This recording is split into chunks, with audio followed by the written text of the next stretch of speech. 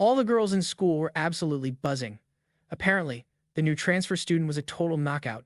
The moment he walked in and introduced himself, you could practically hear every girl's heart skip a beat. The temperature in the room shot up, and let's just say, a few of them were practically melting in their seats. The guys, on the other hand, were not exactly thrilled to see him. Let's just call a spade a spade.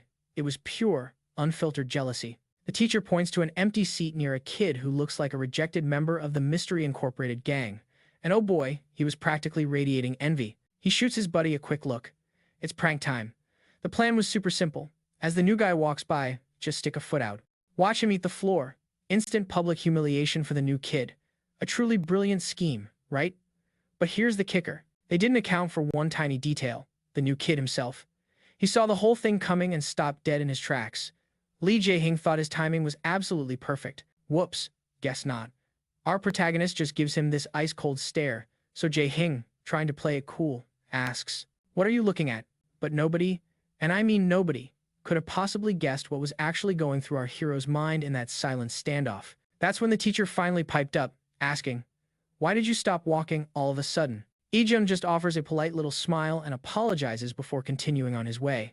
Of course, Jae-hing thought to himself, "Ha, he got scared of me." His buddy nodded along, thinking, guess the new guy isn't so tough after all. What these two Einsteins didn't know was that in the split second Ejun stopped, he was actually recalling a piece of advice from the major. "Ejun, when you go back to Korea, do me a favor and don't get into any fights." You see, the major knew Ejun is a natural-born strategist. Every single move he makes is carefully calculated. And frankly, that's the part that genuinely worried him. When our protagonist finally sits down, the kid next to him, a guy named Park Young-chan, leans over to greet him with a friendly warning. "Hey, you'll want to watch out for those two. They're the bullies who run this place. Best to avoid them." As the next few classes went by, Ejun felt a strange new sensation. He was just a normal guy in a normal school, surrounded by normal kids. He overheard someone chatting about their favorite webtoon. Everything was just so peaceful and comfortable. In his entire life, he'd never experienced a moment like this.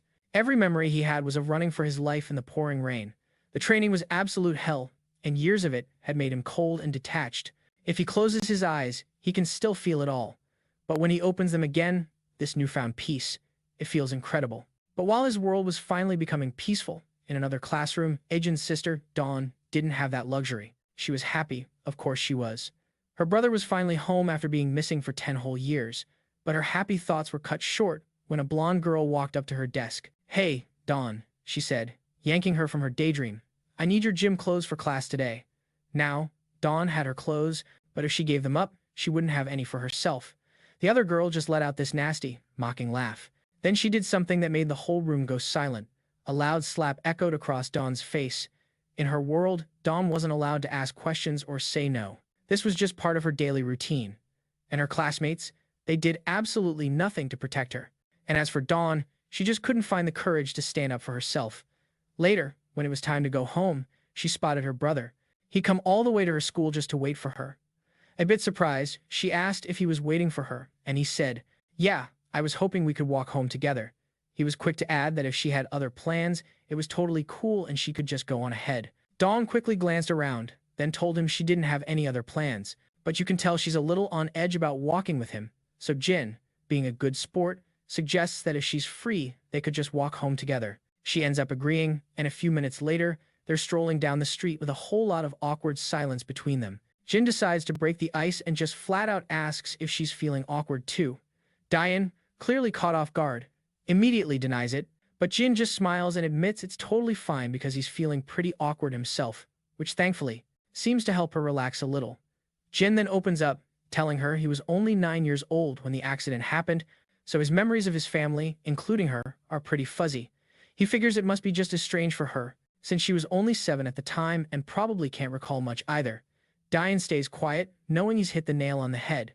But just then, she hears some familiar voices from just around the corner, and she completely freezes up. As Daun peeks to see who it is, she spots one of the girls who was giving her a hard time in class earlier. And surprise, surprise, she's part of the same crew as the blonde girl who smacked Daun. This girl immediately locks eyes with Daun and starts shouting at her, causing Daun to instantly start panicking and break out in a cold sweat, completely unsure of what to do. One of the guys with the bully casually asks who Daun is, and the girl sneers that she's the one who Jin, you know, the blonde lunatic from before, absolutely despises. Then her eyes land on Jin, and she immediately starts mocking Daun, asking if he's her boyfriend. She follows that up with a real zinger, saying something like she's shocked Daun could even land a date. Daun gets all flustered and quickly clarifies that Jin is just her brother. This actually catches the bully off guard, who had no clue Daun even had a sibling. After listening to this stream of nonsense, Jin calmly asks Daun if this girl is a friend of hers. Daun quietly replies, "Yeah, we're in the same homeroom." But the bully isn't done yet, laying into Daun again and sarcastically asking since when they were ever friends. Daun is visibly trembling as the bully continues to run her mouth. Jin, however, just levels an ice-cold stare right at her, the kind of look that could probably give you frostbite. Of course, her hefty friend sitting nearby doesn't appreciate Jin's death glare one bit. He gets all bent out of shape and tells Jin to watch his back or he'll regret it. Jin doesn't even flinch, which only makes the big guy even angrier. Naturally, the bully starts gassing him up, trying to egg him on into a fight with Jin. And finally, the big dude snaps and stomps right up to Jin. Without a second thought, Jin shoves Daun safely behind him and meets the guy head-on. This genius then asks if Jin is trying to play the hero for his little sister. Jin immediately assesses the situation and sees this guy is a total amateur, standing way too close with all his vital points wide open. And the funniest part? This wannabe tough guy isn't even carrying a weapon. Jin can't help but chuckle internally at what a rookie move that is, but then he remembers Major Kang's advice to avoid unnecessary fights. So, with a sigh, Jin decides to be the bigger person and starts to walk away, but her burly friend isn't about to let him go. He lunges forward, grabs Jin by the collar, and rears his hand back for a swing. But before he can connect, Daun jumps right between them. She quickly bows her head and tries to explain to the group that her brother just got back from living abroad and doesn't understand the local customs. The ringleader just scoffs at Daun for pleading, while Daun continues to tremble in fear. The big guy just barks at Daun, shouting that he couldn't care less where Jin came from. Seeing his sister so terrified is the last straw for Jin. He snatches the guy's wrist and gives it a quick twist. The guy immediately howls in pain, even though Jin barely applied any pressure. With that, Jin calmly drops his bag and shrugs off his school jacket. He calmly tells his sister to hang on for a second, gently covering her face with his jacket, and promises her it'll all be over in a minute. Just then, the loudmouth thug makes his move, charging at Jin from behind. Jin, cool as a cucumber, just spins around and lands a crisp smack right across the guy's face. That one slap is enough to send the thug flying, spitting out blood before he hits the pavement like a ton of bricks. The bully girl and the other goon are so freaked out they look like they've seen a ghost. Meanwhile, Jin lets out a little sigh, bummed that he already broke his promise to Major Kang. But hey, what's a guy to do? That punk was totally asking for it. The other goon is so petrified he's probably wondering if it's safe to even breathe near Jin. The scene then shifts over to the countryside, where we see a group of soldiers training their hearts out. Major Kang is there, watching over the drills. Another soldier comes up to remind him that today is Jin's first day of high school. The news makes Major Kang a little antsy. Even after spending 6 whole months teaching Jin how to live a normal life, he's worried that Jin won't be able to adjust after so many years working as a mercenary. Still, Kang is proud of him and hopes those lessons will do some good. Spoiler alert. They haven't, because Jin is currently mopping the floor with these bullies. The other punks can only stare in total shock at their buddy, who's laid out cold on the ground with his eyes rolled back. The lead bully girl and her friend are shaking in their boots as Jin slowly walks toward them. In a flash, Jin lunges forward and drives a monstrous punch straight into the other thug's gut, sending the poor guy flying before he slams hard onto the ground. The cocky girl's jaw is practically on the floor. She cannot believe what she is seeing. When Jin turns his gaze on her, his ice-cold stare makes her tremble. Right then, Daun peeks out from under the jacket, her hands shaking as she sees the 2 thugs completely knocked out. It's only been about a minute, but Jin notices his sister is now watching. He gives the bully girl one last bone-chilling look before turning his back on her. He then turns to Daun and apologizes for suddenly covering her face. His apology just makes things even more awkward for Daun. So Jin, trying to lighten the mood, asks if she wants to go get snacks from her favorite spot. Daun just mumbles that it's fine and they don't really have to. So Jin just suggests they should head on home. And as Daun and Jin start acting all friendly again, the bully girl is left standing there, completely stunned. She's in shock that this same dude who was a total menace a second ago is now acting like the sweetest big brother ever. As they walk away, Daun gives the bully one last, tiny little wave, leaving her standing there absolutely terrified. On the way home, Daun asks Jin if he was the one who took care of those 2 guys. Jin casually replies, yeah, which just makes her even more curious about him, since he really doesn't look like a fighter. She then tells him that in Korea, Staring at people like he did is considered pretty rude and can get you into trouble. Jin agrees, adding that looking someone in the eye can be a bad idea depending on the person, just like back where he came from. Daun is confused and asks him why he stared at those thugs. Then, Jin simply says he saw that she was scared and he just wanted to protect her. Daun is completely caught off guard by his answer and just looks down, blushing a little. It gets super quiet and awkward as they walk. It looks like Daun is going to have to get used to having a very protective big bro around. When they finally get back home, their grandpa is a total nervous wreck. He's practically begging Jin to just relax and have some fruit, but Jin is adamant about doing the dishes himself. Grandpa's a little caught off guard and doesn't quite know how to react, so he just kinda lets Jin have at it. While Jin is scrubbing away, Grandpa asks if the meal was okay, admitting he's not exactly a 5-star chef. Jin, playing it cool, tells his grandpa not to sweat it. He reassures him that the food was fantastic and that he really enjoyed every bite. You can just see the wave of relief wash over the old man's face. He's clearly overjoyed. Grandpa then turns to Daun to see if she liked the food, and she gives a happy nod. Changing gears, he asks Jin all about his first day of school, curious if anything exciting went down. Jin pauses for a moment, looking just a little hesitant to spill the details. Daun starts to look a bit on edge herself, probably remembering just how wild the day actually was. But after a brief pause, Jin simply says it was a good day. Hearing this, Grandpa's face completely lights up with relief and happiness. Fast forward to later that night, when everyone else is asleep, Jin is wide awake. His mind wanders back to the moment his grandpa saw him for the first time in years, and he remembers the pure joy on the old man's face. It seems living with his grandpa and sister is starting to thaw out Jin's icy exterior. Then his thoughts drift to a darker memory, the plane crash. He recalls the panic as passengers scrambled and the oxygen masks dropped from the ceiling. And while chaos erupted all around them, Jin's parents were focused on only one thing, getting his mask on, so he could breathe. It was an absolutely terrifying memory. Just as he relives the moment the plane began its descent, Jin jolts awake, leaping out of bed and gasping for air from the nightmare. His heart is hammering in his chest, but then the fog clears and he realizes it was all just a bad dream. He glances at his clock and sees that morning has arrived.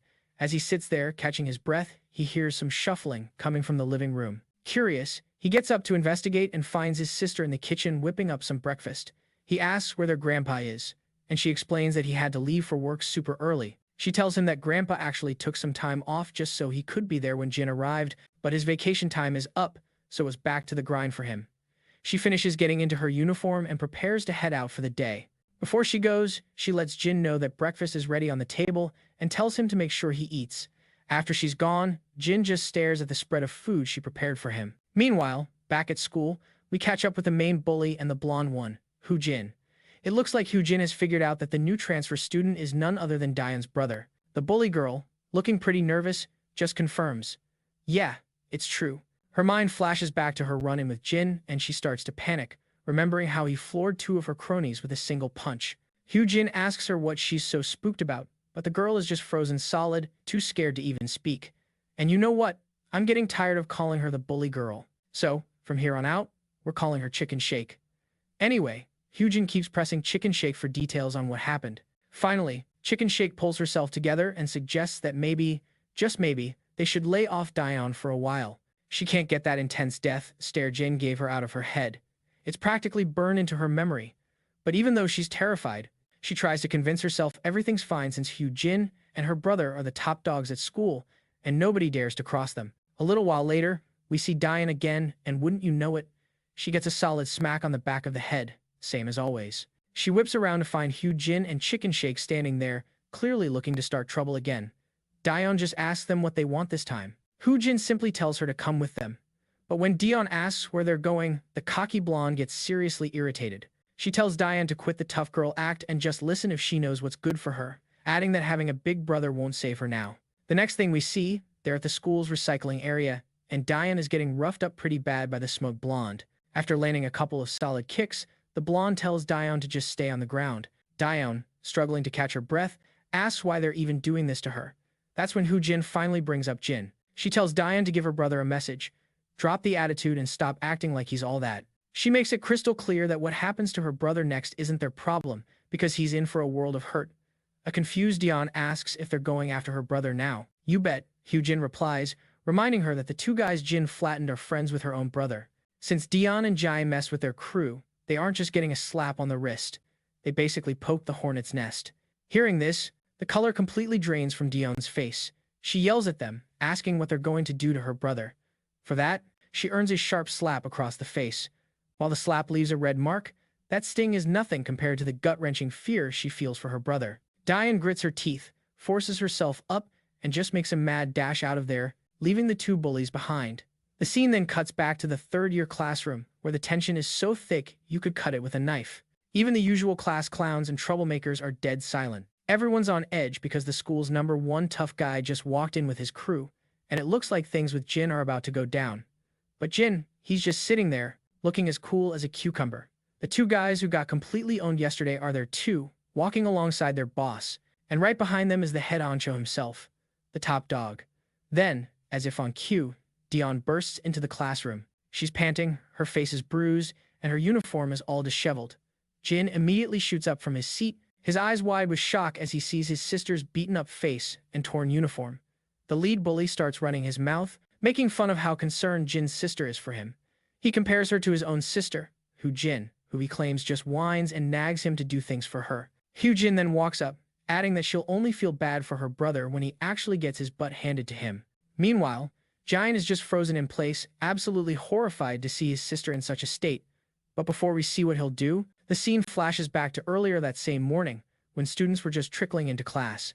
We see poor Young Chan looking terrified while two other guys use his head for some eraser target practice. Jae Hyung is super proud of landing a direct hit and starts bragging about it to his buddy. Annoyed, his pal Huk Jin demands a nearby kid give him his eraser. The timid student quickly hands it over, and Huk Jin snatches it. He winds up and hurls it with all his might, nailing Young Chan right on the noggin. He does a little victory shuffle for his perfect shot, but Jae Hyung tries to brush it off, saying it was just a lucky throw. The two of them start bickering, trying to one-up each other. Not to be outdone, Jae Hyung decides to go again, swinging his arm like a big league pitcher to launch the eraser at Young Chan. But just then, Jin steps right in the way, taking the eraser to his side instead.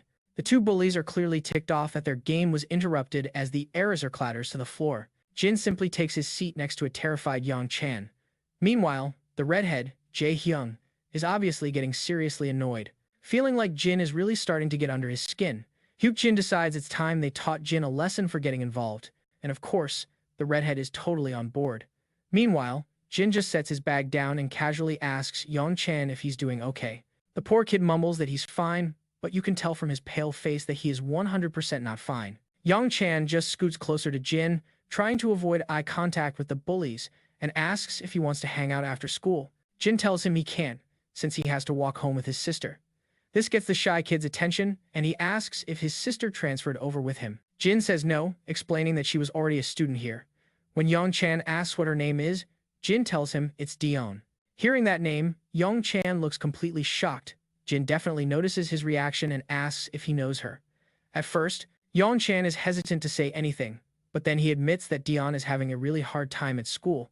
He explains that back in middle school, she was super popular because she was both smart and pretty, which meant a lot of guys had a crush on her. But then a blonde girl named Jin got crazy jealous and started making her life miserable.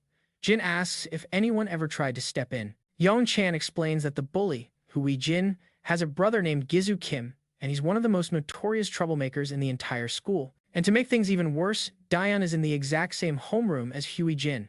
She gets picked on so badly that the other students are amazed she even bothers to show up anymore. Jin connects the dots, figuring out that Jin only started targeting his sister because some guy liked her. But Young Chan sadly clarifies that it was really just an excuse. Jin was simply looking for an easy target to bully. This causes Jin's mind to flash back to a few days earlier. His grandpa had been expressing his hope that Jin would have an easy time fitting in. Then, their grandpa turned to Daun and asked if she was doing okay in school, too. Back then, sweet Daun had put on a brave face and assured her grandpa that everything was perfect, never letting on that she was being tormented every single day. Her grandpa had praised her, saying what a wonderful student Daun is and that her teachers always have glowing things to say about her. Back in the present, it all clicks for Jin. His sister had been faking it the whole time, hiding everything just so their grandpa wouldn't have to worry. Right then, one of the bullies kicks the door open, and the whole crew casually strolls into the classroom. Hayak Jin immediately asks the group what business they have in their class, and there, leading the pack, is Jisoo Kim. He's one of the top dogs of the entire school, and he just says he's there to take care of a little something. Jin is surprised to see Jizu and has no clue what to do. See, Jin is a total small-timer. He can handle the other bullies just fine, but he absolutely knows better than to mess with Jizu Kim. Meanwhile, Jizu's lackey points Jin out. The moment Jizu sees him, he starts laying into his own guys, absolutely furious that they got handled by some scrawny little punk. He tells his lackey to get out of the way and then flicks a finger at Jin, motioning for him to come over. Jin stands up immediately. The redhead and Jin are completely baffled, wondering what on earth Jin did to get on Gas's bad side. They're both thinking he's completely done for now. But Jin just stands there and asks if Go is the one in charge, the real big shot around here. Gasu just lets out a smirk, finding it hilarious that it took Jin this long to figure out who runs the show. He turns to one of his lackeys and tells him to quit standing there like a moron and do something. You can see the lackey is absolutely terrified, but he slowly and reluctantly starts walking towards Jin. But just before the fight kicks off, Daun bursts into the room completely out of breath, which brings us right back to the present with Jin staring at his roughed-up sister. Tears start streaming down Daun's face as she apologizes to Jin for dragging him into this mess. Meanwhile, Jin just scoffs at the waterworks and calls her a total drama queen, but Jin immediately tells his sister she did absolutely nothing wrong. Before she can even get another word out, he just snaps. He smacks the lackey so hard the guy is out cold before he even hits the floor. The other bullies who've actually seen Jin fight before start shaking in their boots. With one guy down for the count, Jin turns to his sister and says that these guys are the ones who should be saying sorry. Just then, the bigger guy charges at Jin with his fist ready, but Jin just bats his arm away like it's a pesky fly. He spots an opening at the guy's throat and hits him with a quick, clean chop, just like a ninja. The bully starts coughing and choking before he just crumples to the floor. The last lackey is over there shaking like a leaf, and he tries to throw a wild punch at Jin. Jin lands a nasty shot to his ribs and, quick as a flash, sends him to the ground to join his buddies. Meanwhile, Gizu's legendary confidence is finally starting to take a nosedive. He's just watching Jin dismantle his crew like they're a bunch of practice dummies. The local wannabe bullies in the class just stand there with their eyes wide, looking completely shell-shocked. Even Jin and Chicken Shake are freaking out, totally losing their cool composure. After dropping the last two guys, Jin turns his attention to Gizu and tells him that his sister has been suffering because of these thugs, and he has no intention of letting it slide.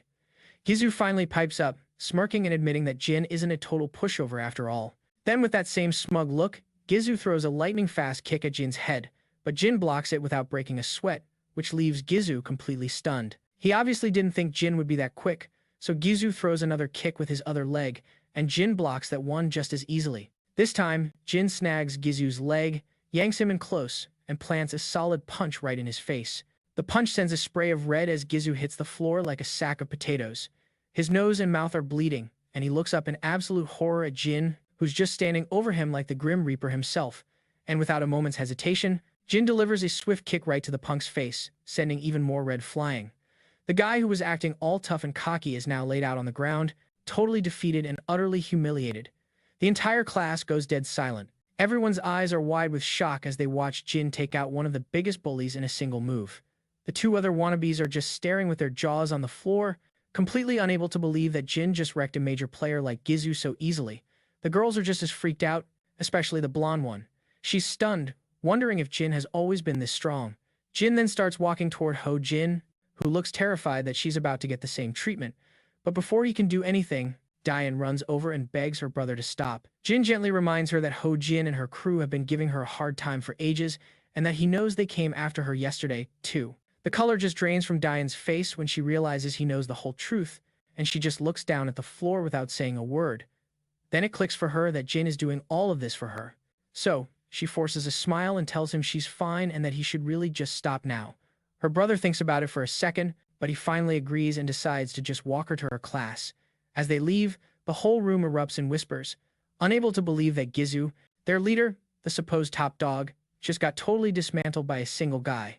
Even his lackeys have to admit Jin is the real deal, and frankly, they're breathing a huge sigh of relief they didn't pick a fight with him earlier. While the crowd is buzzing, the blonde ringleader is just standing there, trembling, from a mix of pure fear and utter humiliation, completely unable to process what just happened. Meanwhile, Jin and Daun are walking away from the scene, and she's just marveling at his fighting skills, completely blown away. But then, she starts apologizing to him again. Jin's a little confused, asking what she could possibly be sorry for. Daun explains that she feels like it's all her fault he got dragged into this mess. She feels terrible that he's had to throw down for her 2 days in a row, but Jin just flashes her a warm smile and tells her not to worry about it. He says that's what family does, they protect each other. He starts to explain that back in his old life, it was a total dog-eat-dog world. Nobody gave a second thought to anyone else as long as they were safe. But he noticed that even the most selfish people out there drew the line when it came to their own family. And this triggers a flashback, dropping us right into the middle of a chaotic battlefield, thick with smoke and the sound of explosions. You can hear gunfire and blasts echoing from all sides. And right in the heart of this mayhem, we see a much younger Jin. He watches as an enemy soldier desperately tries to save his little girl, using his own body as a shield while another man has a gun pointed straight at them. Even amidst all that violence, the sight of that soldier willing to die for his child left a powerful impression on Jin. It forced him to really think about what family truly means and why it inspires such devotion. Back in the present, Diane gently points out that he barely even remembers her, so she's wondering why he's going to such great lengths to help. Jin admits his memories are fuzzy, but he tells her that doesn't change a thing, because they're still family. Diane is quiet for a moment, and as his words sink in, a little blush creeps onto her cheeks. Flustered, she quickly insists she's fine and tells him he should head back to his own class, pointing out they've already arrived at her classroom. She gives him a quick wave and ducks inside, leaving Jin standing there with a small, knowing smile on his face. Back in his own classroom, the whole class is still buzzing about him, and Jin is feeling pretty awkward being the center of attention. His former bullies even give him a thumbs up, asking what kind of training he got overseas, because he absolutely wrecked those guys like it was nothing. They keep laying on the compliments, but Jin just slumps down in his seat, looking a bit overwhelmed by it all. Even his friend, Young Chun, chimes in to say how awesome he was, which finally gets a small smile out of Jin. Meanwhile, we cut back to the defeated goons, who are all seriously stressed out after that public beatdown. Their leader is still fuming, muttering about how there's something off about Jin. He definitely doesn't fight like some run-of-the-mill punk. His sister tries to smooth over his bruised ego, telling him to stop sulking and insisting it was just a lucky shot. She claims Jin just caught them off guard and that they'll have no problem taking him down next time. But the rest of the crew is dead silent, because they now understand that Jin is an absolute beast and not someone to be trifled with. The blonde sister, however, pipes up, reminding him that Jin's just one guy and they can't let some nobody walk all over them.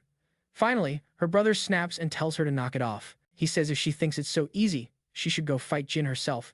And of course, the sister doesn't take kindly to that, snapping back that he shouldn't be taking his frustration out on her just because some random guy served him a slice of humble pie. Oh, her brother is absolutely livid. You can just see that Hoi Jin's words hit a nerve. He's fuming because, let's be honest, she's not wrong, and the truth stings.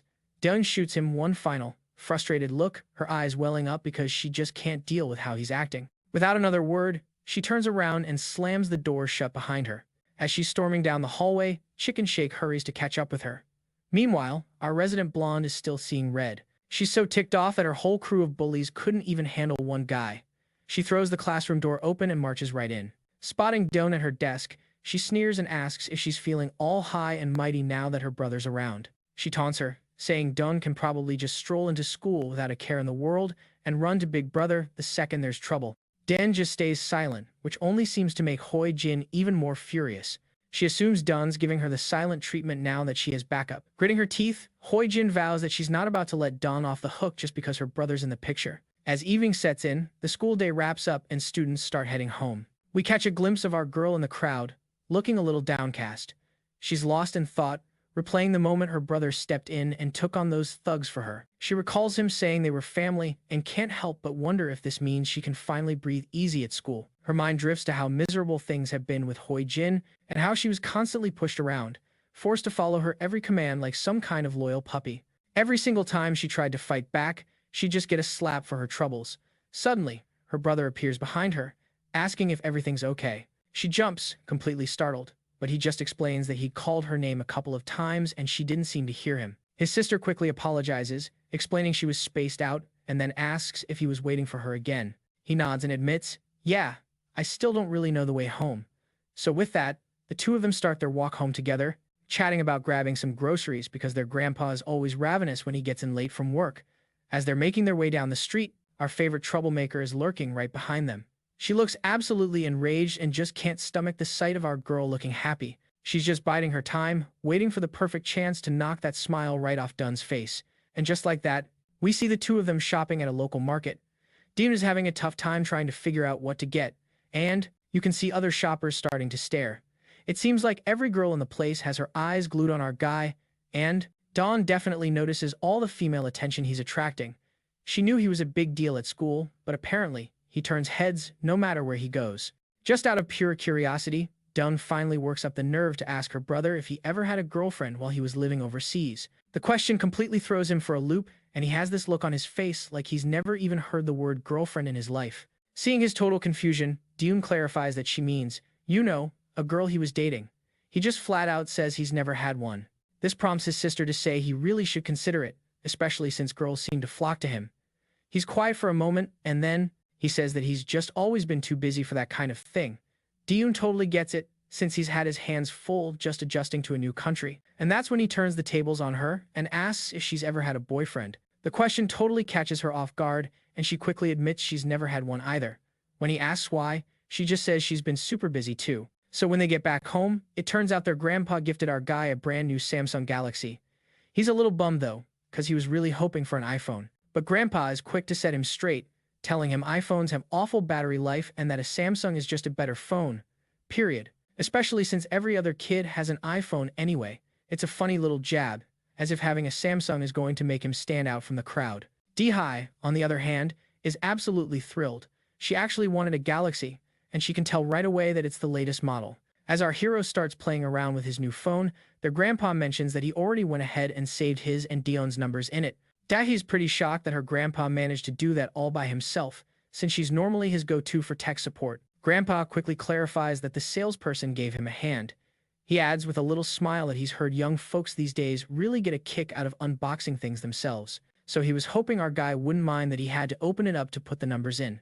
Jin just reassures him that it's totally fine. Then, Grandpa turns to Dee-Hi and apologizes, explaining that the store only had one left in stock, so he couldn't get one for her. Dee-Hi just waves it off, telling him it's really no big deal. The three of them end up having a wonderful dinner, just chatting and enjoying some quality family time. Later that night, our hero is still fiddling with his new phone, and, what do you know? He's actually starting to warm up to this whole Galaxy thing. He starts thinking that maybe, just maybe, these Samsung phones aren't half bad, and could even be better than iPhones. And with that thought, the scene cuts over to Major Kang, who's busy at his computer when his phone rings. It's Jin on the line, calling to let him know he's got a new phone and a new number to go with it. This seems to take the Major by surprise. The junior officer behind him even pipes up, asking if Major Kang hadn't already given Jin a phone. And the Major confirms that he did. That's the moment he turns beet red with pure rage. He practically yells that he gave Jin the top-of-the-line iPhone they had. So yeah, he's absolutely furious that Jin's already replaced it. The next morning, Jin steps out of the shower only to see his sister, already in her uniform, making a mad dash for the door. Before she can get away, Jin calls out, asking why she's leaving so early. She just shouts back that she's running late and then bolts out the door. She also yells over her shoulder that dinner's all set. He just needs to stick the dishes in the sink. As she's sprinting down the street, she glances at her phone and breathes a sigh of relief, seeing that she's going to make it on time. Turns out, she was running behind because she had made some soup for their grandpa, but seeing the smile on his face when he ate it made it all worth it.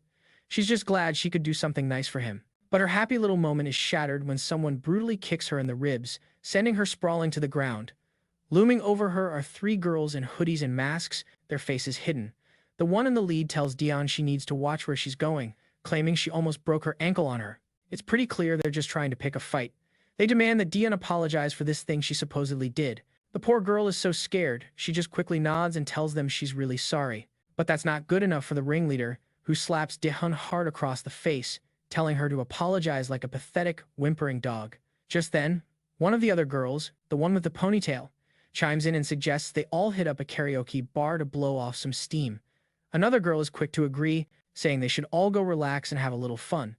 The ponytail girl then crouches down to get right in Dion's face, a nasty smirk on her own. She invites her to come along to karaoke with them, promising it's going to be a total blast. But the second Dion hears that voice, she knows it's Hae-jin Kim, and yep, her only mission is to make life a living nightmare. Before she can even blink, they're at some super sketchy karaoke place. The manager clocks the girls and their sketchy vibes, getting an instant bad feeling. A little while later, he's cautiously making his way to their room. He's muttering under his breath about how wild kids are these days, wondering what kind of chaos they've unleashed, since all he could hear was a ton of screaming. The manager cracks open the door and, oh boy, finds Dae-hee sprawled out on the floor. She looks like she's been through the ringer. Thankfully, she's conscious and slowly starts to pull herself up, her hands trembling as she gathers her things. Completely baffled, the manager offers to call an ambulance, but Dae-hee just says no and stumbles out the door. Meanwhile, back at school, the teacher's doing roll call and notices that Dae-hee is absent. The other students confirm she's not there, and it's got everyone scratching their heads because Dae-hee isn't the type to just ditch class. In the background, Haejin Kim is sporting a smug little smirk, clearly enjoying the whole thing. Chicken Shake leans over and asks if she thinks Dae-hee is okay. Haejin just tells her to chill out, reminding her that Dae-hee being gone has absolutely nothing to do with them. Chicken Shake nervously agrees, just playing along with the idea that it's got nothing to do with them. Finally, the last bell rings. As always, our guy is waiting outside for his sister, but he can't spot her anywhere in the sea of students. The crowd starts to thin out, and pretty soon it's almost empty, but his sister is still a no-show. He waits a little longer, then pulls out his phone to give her a call, figuring maybe she headed home without him. Meanwhile, she's already home. Her phone is blowing up with his calls, but she's just ignoring it. Eventually, he just gives up and heads home. The first thing he sees are her sneakers by the door. He drops his bag, walks up to her room, and knocks softly. He asks if she's in there, and when she quickly answers, her brother, Jin, is just super relieved she's actually home. He asks her what's up, saying he even tried calling but she didn't pick up. Dae-hee tells him she's really sorry, explaining that she must have fallen asleep. Jin immediately picks up on the weird tone in her voice and asks if he can pop in for a second. Dae-hee quickly makes up an excuse, telling him she's already in bed because she's feeling a little sick. Worried, Jin asks if it's anything serious. She assures him it's just a little fever and that she'll be totally fine after some rest. Jin tells her to call him if she needs anything and starts to leave, planning on running out to buy some medicine for her. But then he suddenly freezes in the doorway when he spots bloodstains on her sneakers. It doesn't take a genius to figure out something bad happened, because blood on your shoes is not exactly a normal sight. The second it registers, he grabs the first aid kit and rushes into her room to take care of her. She winces as he starts cleaning up her bruised face. It's obvious, Jin still doesn't have the full picture. Dae-hee tells him she fell down the stairs trying to dodge a bike, but Jin points out that her injuries look way too severe for a simple accident and asks if she's sure she doesn't want to go see a doctor. She hesitates for a second before insisting she's perfectly okay. I mean, you can see why she wouldn't want to go to the hospital. If she did, they'd know right away her bruises weren't from falling down any stairs. And with that, the scene flashes back to Dae-hee's past. And just like that, we're in the principal's office, where Dae-hee is trying to explain that she was attacked by Haejin. Of course, Haejin is completely denying all of it. The police are there too, but Dae-hee won't back down, insisting that Haejin was definitely the one who did it. She explains that her attacker was wearing a mask and a hat, but she recognized the voice and is 100% certain it was Haejin. Plus, it's not like this is out of the blue. Haejin has a history of bullying her. But then Haejin, with this smug little smirk on her face, basically asks how Dae-hee can point the finger when she couldn't even see her face. The principal then turns to Dae-hee and asks the same thing. Dae-hee repeats that the person's face was covered, but she's still absolutely positive it was Haejin. And that's when Haejin's mother just completely loses her cool. She starts yelling at Dae-hee for getting the police involved and treating her precious daughter like a criminal over some made-up story. The principal tries his best to calm her down, but the mom is not having any of it and she makes that perfectly clear. Meanwhile, you can just watch Dae-hee's confidence shatter as she realizes nobody believes her. Even the police officers are starting to look skeptical. The mom then demands that Dae-hee apologize to her daughter on the spot. But you know what? Our girl stands her ground. She looks right at the woman and says that it absolutely was her daughter who attacked her. Well, this just makes the entitled mom even more furious, and she decides to escalate things by demanding Dae-hee call her parents to the school right away. And that's the final straw for poor Dae-hee. Tears just start streaming down her face, and she can't hold them back. All the while, the girl who did this to her just smirks and gets away with it completely. Flashing forward to the present, she feels like she's right back in that same impossible situation. She thinks it's pointless to say anything without solid proof and is determined not to worry her grandfather, who has always been her biggest supporter. And that's when Jin notices how tense she is and gently puts a hand on her forehead, asking if she's really okay. Dae-hee just weakly says she's fine.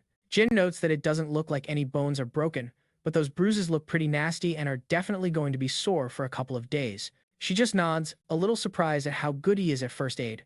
I mean, she can see the bandages are wrapped perfectly. But then, her face falls a bit as her thoughts turn to their grandpa. She's really worried he would get super upset if he found out, especially since he has a weak heart. Jin seems genuinely surprised to hear this, and she explains that their grandpa is even on heart medication. After hearing that, Jin promises he'll handle it and make sure their grandpa doesn't find out a thing. He tells her to just concentrate on resting up. As he turns to leave the room, she calls out his name. She gives him this really sweet smile and thanks him for everything, and Jin returns it with an equally warm smile. But the very second he's out of the room, that smile completely vanishes. She starts to second-guess her decision to keep some details from him, figuring there's not much a couple of teenagers can really do about it anyway. Little does she know, and as we all know, Jin is not your average teenager. And honestly, I wouldn't be surprised if he's already pieced together who's responsible for all this. Later, the scene shifts to a bumping club where the music is loud and the dance floor is packed. And who do we see right in the middle of all the action? None other than the head bully herself, Gizu Kim. The big boss is looking seriously annoyed while he's drinking and laughing with his goons, who are all talking smack about Jin. They're all trying to figure out how a single kid managed to throw a wrench in all their plans, but one of the thugs points out they lost because they totally underestimated him. He's convinced they can easily take Jin down if they just come up with a solid plan first, and another goon chimes in to agree. He says there's no way they can just let Jin walk away after that, while a third guy boasts that Jin wouldn't last a second against all of them at once. Despite all this tough talk, their leader knows that taking Jin down is not going to be a walk in the park. He's still steaming from that embarrassing defeat but has absolutely no intention of just letting it go. He slams his glass on the table in frustration but has to admit his lackey has a point, making it clear that fighting one-on-one isn't really their style anyway. So, the new plan is to just jump him with an overwhelming number of guys, which makes all the lackeys flash these huge, wicked grins. They're obviously thrilled with the idea, and this crew of clowns really thinks they have it all figured out. But really, they're just a bunch of goons who are practically begging for another beatdown from Jin, and right as they're plotting, Gizu's phone starts ringing, and the caller ID hilariously reads, "Little brat." Turns out, it's his younger sister. And from the looks of it, even Gizu thinks that contact name is pretty on the money. Anyway, she immediately starts laying into him, asking why he's just chilling at a club. Gizu just tells her to get to the point or he's hanging up, but she insists that he owes her big time. Gizu is completely in the dark about what she's on about, so she reminds him how Daun got his butt handed to him earlier that day. She warns him that if they let those siblings get away with this, they'll lose all their street cred at school. Her brother, looking a little smug, actually tells her she did a good job before revealing they're also busy cooking up a little revenge plot for Jin. And speak of the devil, at that very moment, someone walks into the club. As the bullies look over, they realize it's none other than Jin himself. He has a look on his face that says he's definitely here to finish some business. Gizu is absolutely livid to see Jin just waltz onto his turf, but Jin just keeps strolling toward their table, looking as calm as can be, which makes Gizu get a little cocky.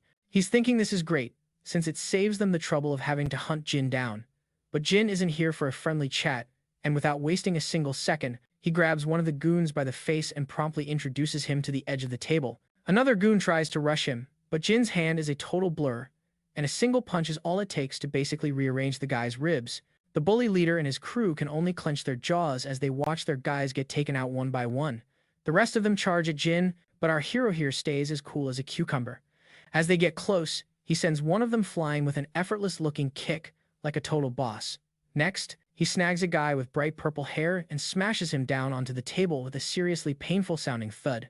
While the purple-haired dude is still seeing stars, Jin decides he's not quite done with him and just hurls the guy against the wall like a rag doll. He then winds up and lands a massive punch right in another guy's face. One of the thugs gets an idea and grabs a glass bottle to swing at Jin, but our boy just casually bats the bottle out of his hand and follows up with a heavy-duty slap to his face. The hit leaves the thug, tasting a little bit of copper. Another bully tries to sneak up on him from behind, but Jin smoothly ducks, grabs his hand, gives it a nasty twist, and then delivers a crisp slap right across his face that echoes through the room. Jin just shoves that goon aside and immediately grabs another one right by the face, introducing the guy's mug to his knee. And you can just about hear the gnarly crunch as the dude's nose breaks. With the whole crew knocked out, Gizu is just standing there, absolutely speechless. He's completely unable to process what just went down. All this time, his sister is still on the phone, asking what's going on with all the racket in the background. Jin turns to Gizu, and the look in his eyes is so cold it sends a literal shiver down Gizu's spine. He asks Gizu if he needs his memory jogged, because as far as Jin recalls, he already told him to stay the heck away from his sister. Gizu is just floored at how quickly the situation has completely flipped. It's pretty ironic when you think about it. They tried to jump Jin as a group, only to have their entire gang get totally wrecked. Jin fought like an absolute pro and wiped the floor with all of them in just a few seconds. He keeps pressing Gizu, asking what his sister ever did to him to deserve this. Gizu plays dumb, acting like he has no idea what Jin is talking about, all while secretly reaching for a glass on the table. He hurls the glass at Jin with incredible speed, but Jin just takes a casual step to the side, letting it shatter against the wall behind him. While he's just standing there, completely unbothered, Gizu grabs a bottle and swings it right at him. Our guy steps back again, easily dodging the blow. But when Gizu swings the bottle a second time, Jin smacks it out of his hand and counters with a punch that makes the liquid inside just explode everywhere. Gizu tries to throw a punch this time, but our guy lands another brutal smack right across the jerk's face. It gets his nose bleeding like a busted faucet. Gizu stumbles backward, gasping for air from the impact, while Jin remains perfectly cool and composed, not even breaking a sweat. Jin then asks this punk what kind of sick satisfaction he gets from messing with a girl who can't fight back. In a final, desperate move, Gizu grabs a bottle and smashes it against the table and tries to stab Jin in the chest with a jagged edge. But our guy doesn't even flinch. He just slaps Gizu's hand so hard that the broken bottle clatters to the floor. Then he snatches Gizu by the throat and squeezes, making him fight for every breath. Gizu's feet are scrambling for purchase as he struggles, and Jin forcefully slams him to the ground. The punk writhes and squirms, desperately trying to break Jin's iron grip, but our guy isn't letting up one bit. His hand is pressed firmly on Gizu's throat, making sure the once cocky bully knows exactly who is in charge now. Jin then leans in and asks Gizu what he thinks he should do with him. Gizu, who's barely conscious after that thumping, can't even manage to form a reply. Jin gives him one final warning, making it crystal clear that this is the absolute last time he'll be let off so easily. He warns him to stay away from his sister and to keep Jin, Gizu's sister, in check, too. He stresses that if he even catches wind of Gizu or Jin bothering his sister again, he'll be back to finish what he started. To really make the message sink in, Jin tightens his grip on the punk's throat, pushing him to the very edge of passing out. The bully, now totally desperate, starts squirming and apologizing over and over again. After that, Jin finally lets go, leaving Gizu on the floor, gasping for air and coughing like crazy as he walks away. As Jin heads out of the club, the staff inside just trade nervous looks, not quite sure what they all just witnessed. Meanwhile, Jin and her friend Chicken Shake are taking a walk down the street.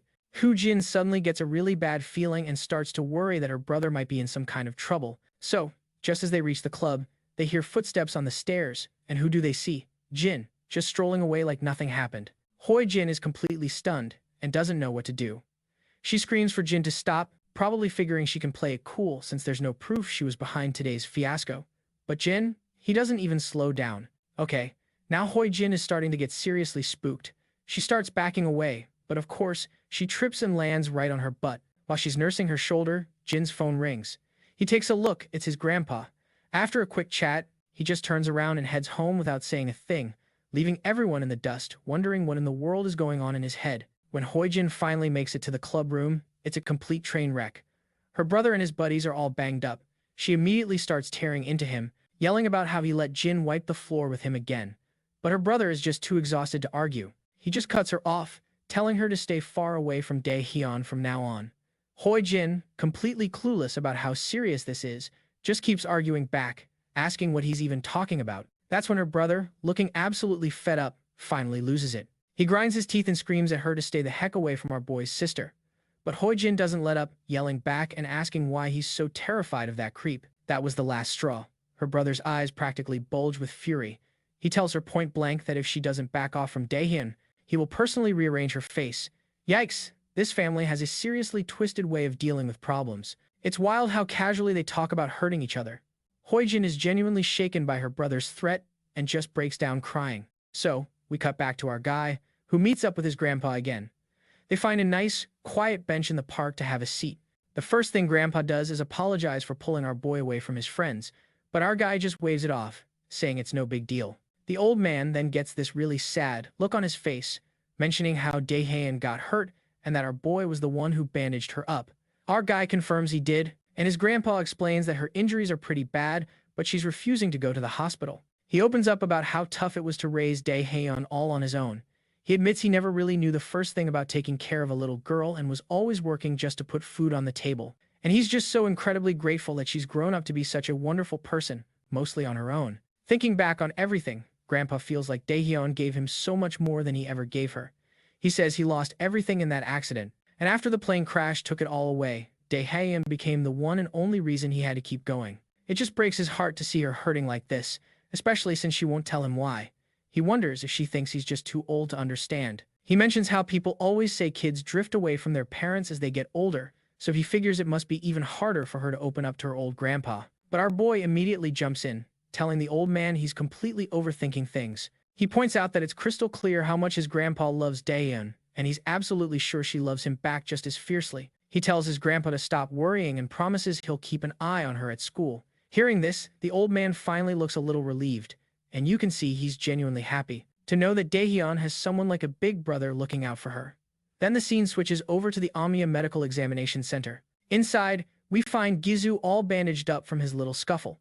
He's getting an earful from his father, who is clearly beyond disappointed in him. His dad does not mince words, telling Gizu he had it coming and deserved every bit of what he got. Well, you play stupid games, you win stupid prizes.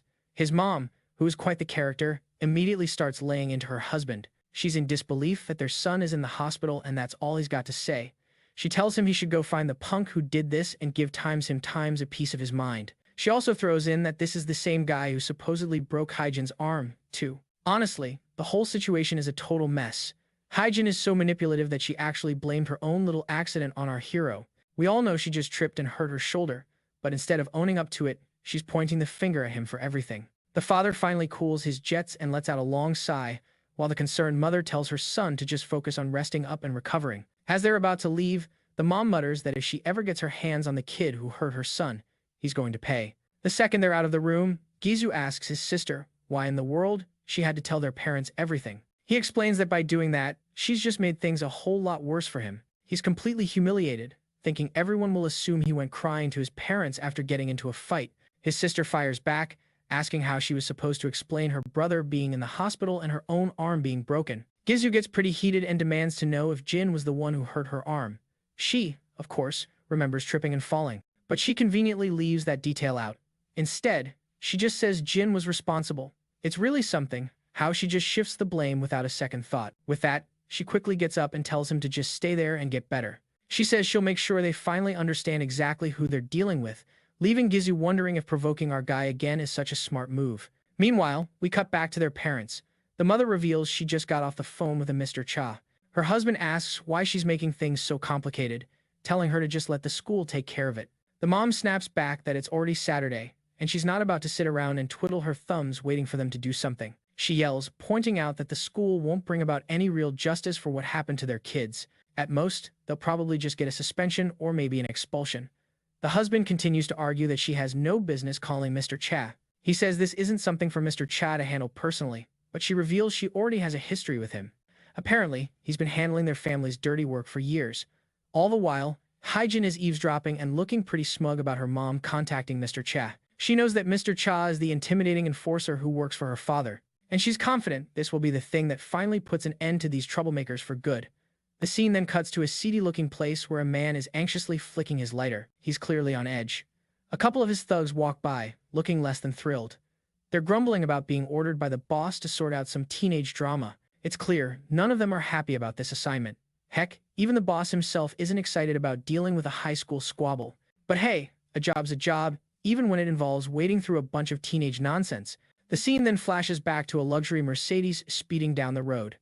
Inside the car, Mr. Cha, the family's fixer, takes a call from the mother. She's filling him in on how her daughter's hand got fractured and her son got beaten up by another teenager. She's insisting that he needs to be the one to handle it. Now, cutting back to the present, Mr. Cha. Cha takes a long drag from his cigarette, absolutely fuming. You can just tell he is so over having to deal with this kind of drama. Then, we cut back to our boy's room, where he's sitting in front of his computer, still mulling over that whole run-in with Gizu. He's wondering if those guys are really just going to let it slide. And just then, the doorbell rings. He can hear his grandpa arguing with someone on the other side. Turns out, the visitors are there to see Jin. The rather intimidating guy at the door claims they just want to chat with him for a moment. Grandpa, obviously concerned about how late it is, asks what could possibly be so urgent. That's when our boy steps out of his room, telling his grandpa he'll be right back after he hears them out. And despite his grandpa's hesitation and even his sister's protests, Jin just flashes this really pleasant, reassuring smile. He tells them he knows these guys and it's just a quick chat. Nothing to worry about, and with that, he leaves his very concerned family behind. So, the goons lead him to an abandoned construction site, and he's left wondering who exactly they're taking him to meet. When they finally get there, one of the lackeys reports to their boss that they've brought the person in question. The boss just stays silent, taking a puff from his cigarette. The bald lackey chimes in that the kid caught on fast, didn't put up a fight, and just came along quietly. The boss seems a little surprised, and frankly, pretty pleased. He decides to make this quick. With a snap of his fingers, the goons immediately grab their iron bats. One of them tells his buddy to hold our boy's arm, saying he'll be the one to dish out the punishment. Meanwhile, the boss lets out a sigh and decides to text the mother, just to let her know he's taking care of business. While the boss is scrolling through his phone trying to find her number, a lackey asks our boy why he had to go and mess with the kids from the Kim family. The second our boy hears the word kids, it all clicks. This has to be about Gizu Kim. The boss, now looking frustrated and annoyed, stops scrolling, figuring he probably shouldn't call her while our boy is right there. However, he looks over at our guy and gets a little intrigued by how completely unfazed and calm he looks. Right as the lackeys charge at him, Jin moves with unbelievable, almost ninja-like speed. He snatches the bald goon's hand before he can swing and yanks the man right toward him, delivering a vicious shoulder smash square in the guy's face. The boss just watches this with wide eyes, witnessing a flawless takedown. Meanwhile, the other goon, bat in hand, swings at our boy. Jin ducks, letting the bat whistle harmlessly over his head. But the lackey immediately tries for another swing, but our boy actually charges toward the bat like it's no big deal, leaving the boss utterly bewildered. With lightning speed, our boy traps the baseball bat under his arm and lands a brutal punch right under the lackey's chin. He doesn't stop there, either. He follows up with a devastating blow right to the guy's chest. Then, with a fierce grip, he grabs the goon by the neck and just hurls him down onto the bricks below. The boss is watching in total shock, clearly impressed and just blown away by the sheer skill and audacity of this kid's moves. The bald lackey recovers and grabs our boy from behind, threatening to end him. But our boy quickly jabs an elbow into the lackey's ribs and then follows up with a solid shoulder smash to his face, sending him crashing back to the ground. Mr. Chaw finally realizes this kid is no average teenager. His combat skills are absolutely exceptional. Alright, it looks like he's finally decided to handle this himself. As he strolls forward, he gives his head a little scratch, chuckling that he never thought he'd be throwing down with teenagers at his age. Meanwhile, our hero can already tell that even though this guy is a mafia boss, he's not all that. Because Jin can see every single one of his weak points clear as day. When the boss swings a heavy fist his way, Jin just casually sidesteps it. The boss then unleashes a whole barrage of punches, but our guy dodges each and every one with ease, making it all look like a walk in the park. As they keep up this little back and forth, Jin quickly sidesteps, but another punch flies straight for him. He manages to block the hit, though the sheer force of it sends him skidding backward. The mafia boss just smirks, impressed that the kid managed to block that one, too. Meanwhile, Jin glances down at the wrist that took the blow, his hand wincing from the dull, aching pain. He realizes the mafia boss actually anticipated his movements and landed that punch with some serious precision. On the other hand, the mafia boss's curiosity is officially piqued, and he asks Jin just who in the world he is. Jin casually replies that he's just your average high school student. Yeah, the boss isn't buying that for a second. In his mind, he's thinking this kid has to have some major skills and experience to fight like that. Jin settles back into his stance. With a grin, the boss says he's game for a few more rounds and balls up his fist to launch another blow at our guy. Our hero quickly parries an incoming punch and tries to throw a counter of his own, but the mafia boss dodges it effortlessly. The boss then tries to attack again, but our guy grabs his hand and swings a punch toward his stomach. The mafia boss reacts in a split second, causing our guy's punch to land squarely on his face instead. Mr. Chaw is looking seriously annoyed after taking a hit right to the face and tries to swing another heavy punch at our hero. Once again, our guy deflects the attack and, locking eyes with his opponent, he delivers a brutal blow right back to his face. He then follows this up with a flurry of powerful punches, knocking Mr. Chaw right to the ground, leaving him feeling completely humiliated by a teenager.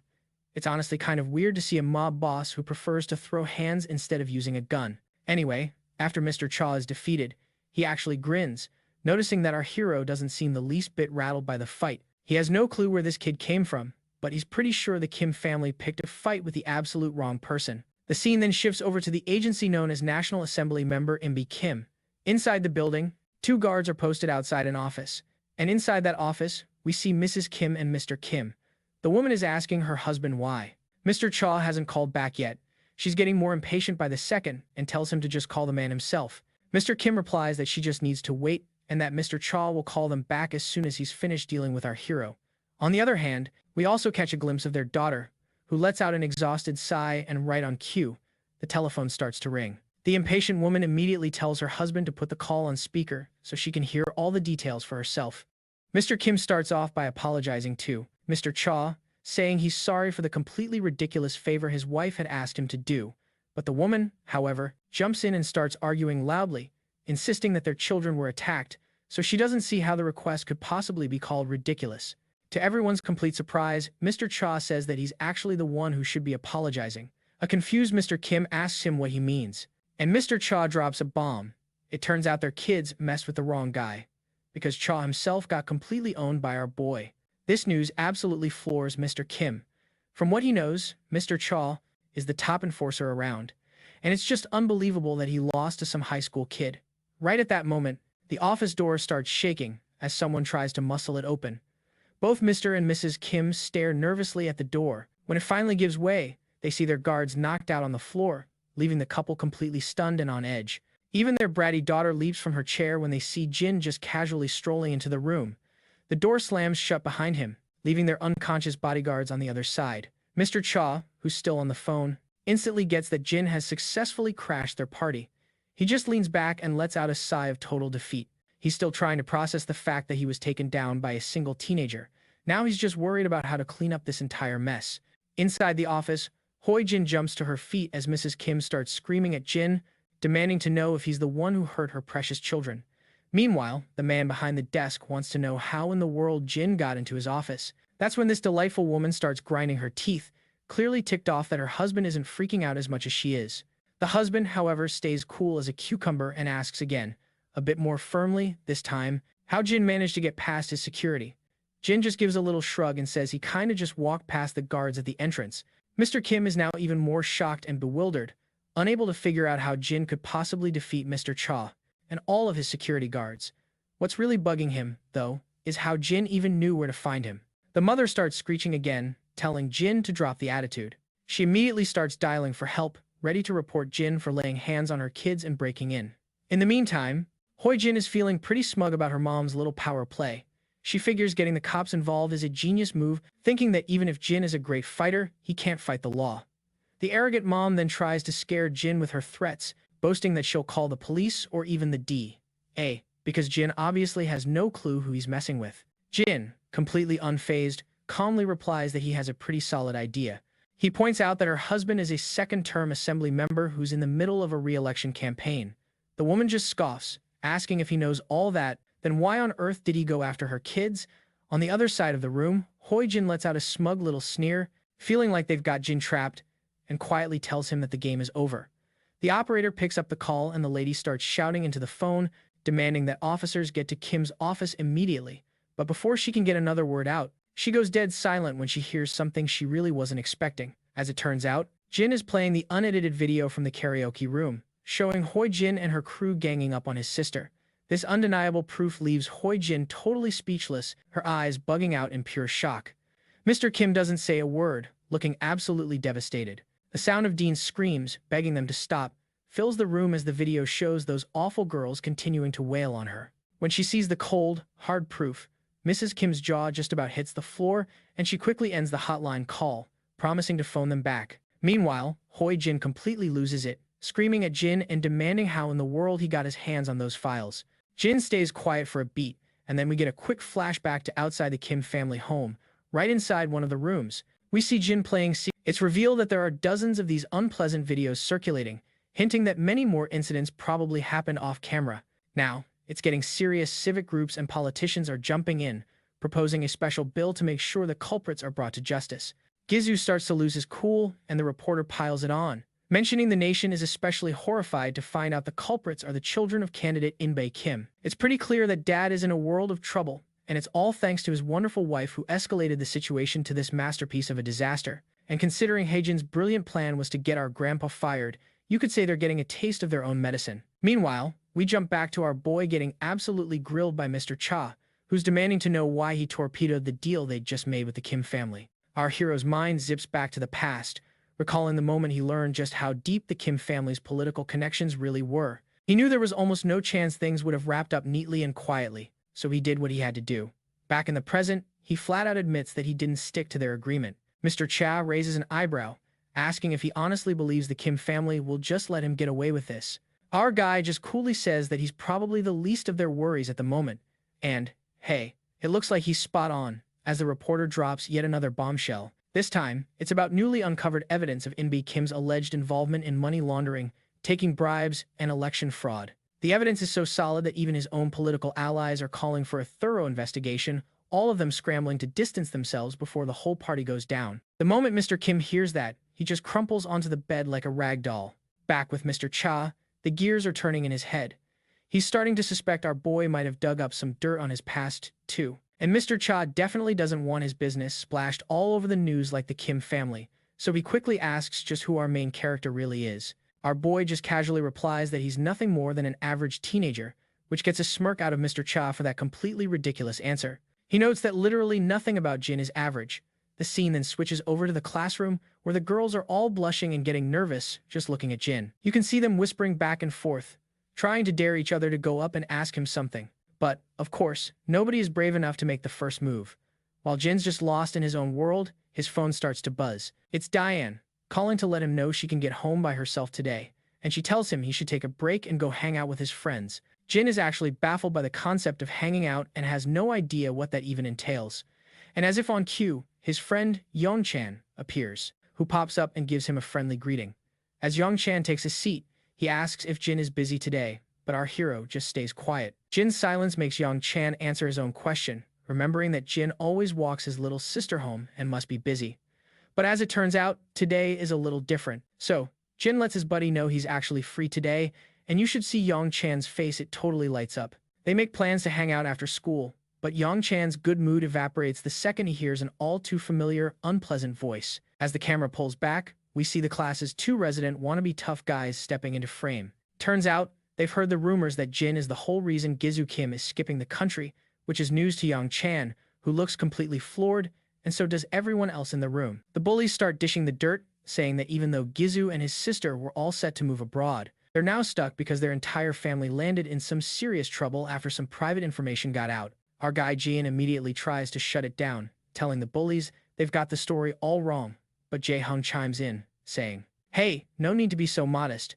Everyone knows you completely wrecked Gizu and his crew at their hideout a couple of days ago." Huge Jin backs him up, adding that Jin took down the entire group all by himself. And now, the word on the street is that Gizu is way too embarrassed to even show his face at school. He says he's just dying to know how badly our boy must have humbled Gizu to make him want to flee the country. It's finally dawning on Yongchan that Jin is the real deal, a seriously skilled fighter, and what he saw before wasn't just a fluke. Huge Jin then leans in and says, "Now that we don't have to deal with that jerk anymore, I feel like celebrating. You should totally party with us after school today." Jae-hung completely agrees, pointing out that they've been classmates for days but haven't actually hung out yet. He suggests they could show Jin around the neighborhood, but our guy just shuts them down cold, saying he's already got plans for the day. Naturally, the bullies are a bit confused and ask him what he's up to, and with a perfectly pleasant smile, Jin replies that he's planning to hang out with Yongchan. That's when Jae-hung gets this slimy grin and starts sidling up to them. He leans toward a terrified Yongchan and just invites himself along, and not to be outdone, Huge Jin gets right in the poor guy's personal space, saying he wants to join in, too. After basically strong-arming Yongchan into agreeing, they start to walk away, saying they'll all meet up later. Jin immediately turns to his friend and asks if he's actually okay with those two goons crashing their plans. Looking pale as a ghost, the poor guy just stammers out a yes. Just then, the teacher finally walks in, bringing two new transfer students with her. One of them is a pretty average-looking dude, but the other is an absolute knockout with stunning black hair. Yongchan's eyes practically pop out of his head at the sight of her, and Jin quickly asks him if he knows who they are. Yongchan explains that of course he does. Everyone knows this girl. She's Yona Sin, and her grandfather owns SW Corporation. You know, only the biggest company in Korea. The guy beside her is Seok Juko, and rumor has it he's been her associate and bodyguard since they were kids. The teacher notices that pretty much everyone is familiar with these two, so she decides not to waste time on formal introductions. She just mentions they've both been studying in the U.S. for the past 2 years and will be joining the class starting today. The wannabe bullies, however, don't seem too thrilled about these two newcomers in their classroom. I mean, with just Jin around, their chances of running the class were already slim to none, but now, with these two in the mix, they're not so sure they can get away with bullying anyone at all. Meanwhile, Yang Chan had been wondering about those 2 extra desks in class, but now it was perfectly clear who they belonged to. He also couldn't help thinking Yona looked even more stunning in person. In fact, pretty much the whole class couldn't seem to take their eyes off her. As Seoku, trailing just behind the lovely lady, made his way forward, he couldn't help but spot our guy, and their eyes met for just a second. Yona couldn't resist a quick look herself as she passed by his desk. Once both of the newcomers were settled in their seats, Seoku leans over to Yona, mentioning that our boy wasn't in the evaluation report he got last week and that he wants to look into it. Yona seems intrigued by this and glances over at our boy again, her curiosity clearly piqued.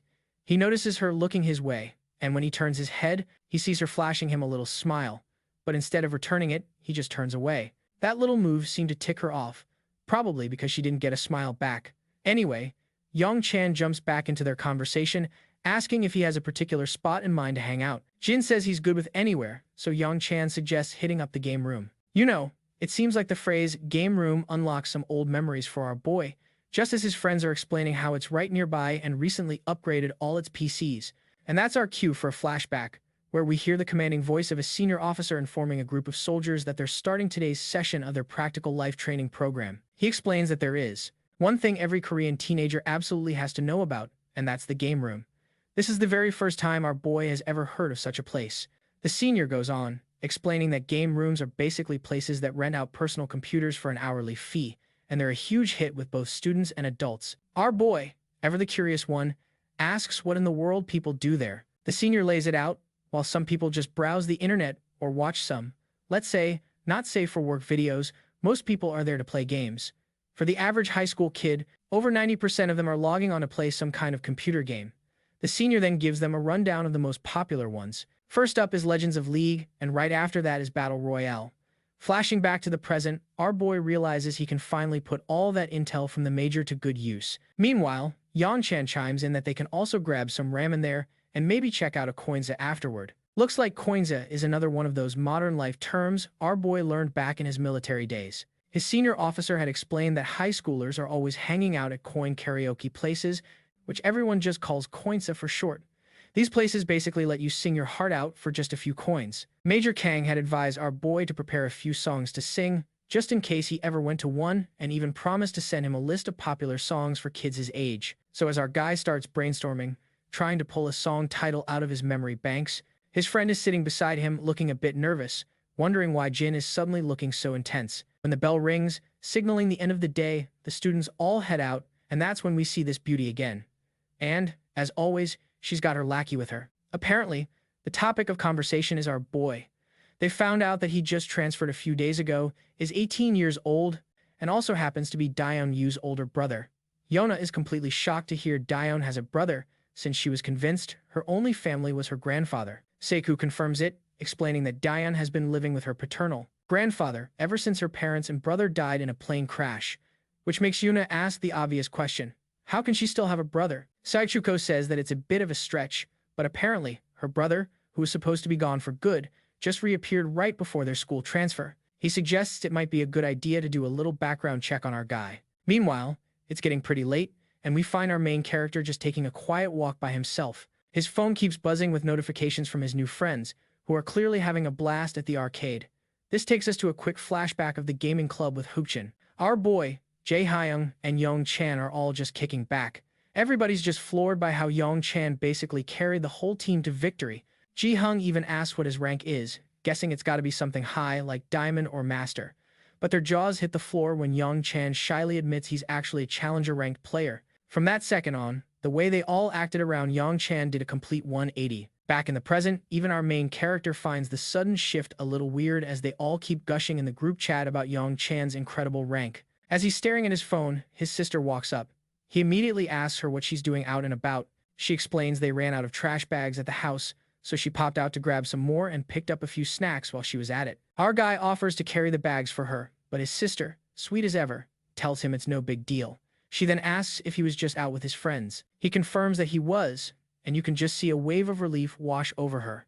She's so glad he's making friends and that people aren't giving him the cold shoulder because of that fight. When she asks where they went, he just plainly says they went to the arcade. Now, you can tell this probably wasn't the answer she was expecting to hear. She likely thought he'd have picked up some different hobbies after living abroad for so long. Curious about her day, he flips the script and asks her. He asks how school has been treating her. She pauses for a beat before telling him that school hasn't been this fun in ages. She then asks if he got something to eat too.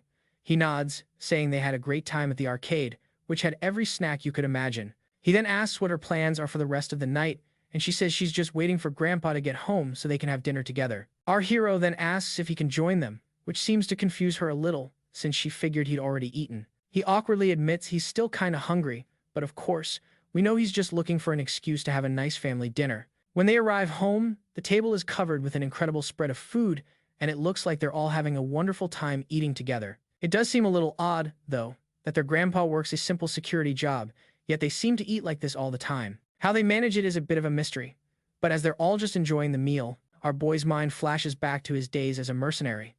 After a second, he shakes off the old memories and is all smiles again. Just then, his phone rings. It's Major Kang on the line. The Major immediately tells him to drop the title and just call him bro. The Major asks how everything's going, and our guy says he's doing great. But when his friend asks specifically about school life, there's a noticeable, awkward pause on the other end of the line. This, of course, gets the Major a little worried. He quickly asks if our boy has, taken someone out. Jin is quick to say no, but admits he ran into a bit of a problem that's already been sorted out. His senior officer lets out a huge sigh of relief, and our guy reassures him that everything is totally fine now and there's nothing to stress about. Kang is relieved and makes sure to remind our boy that they've always got his back. In response, so Jin promises he'll remember that. The very next day at school, we catch up with the trio in class, but our main guy is noticeably absent, and Young Chan looks a little awkward, sitting with the two bullies. Out of the blue, Jae Hyung starts asking some weird questions. He asks who they think would win in a showdown between Jin and Seokshu. Hook Jin points out that while Jin is pretty good, he probably couldn't beat Seokshu, who's been training in martial arts since he was a little kid. To him, our boy just seems like a total amateur in comparison. Jae Hyung agrees, adding that Seokshu is one seriously tough customer. Young Chan then chimes in, asking if it's true that Seokshu once fought against 20 guys all at once. The blonde-haired guy quickly corrects him, saying it was actually 30 guys. That number leaves Young Chan completely stunned for a second. He seriously forgets to breathe for a moment. The brown-haired dude explains that it all went down when a bunch of street punks were harassing Yona-sin. Seokshu took every single one of them out.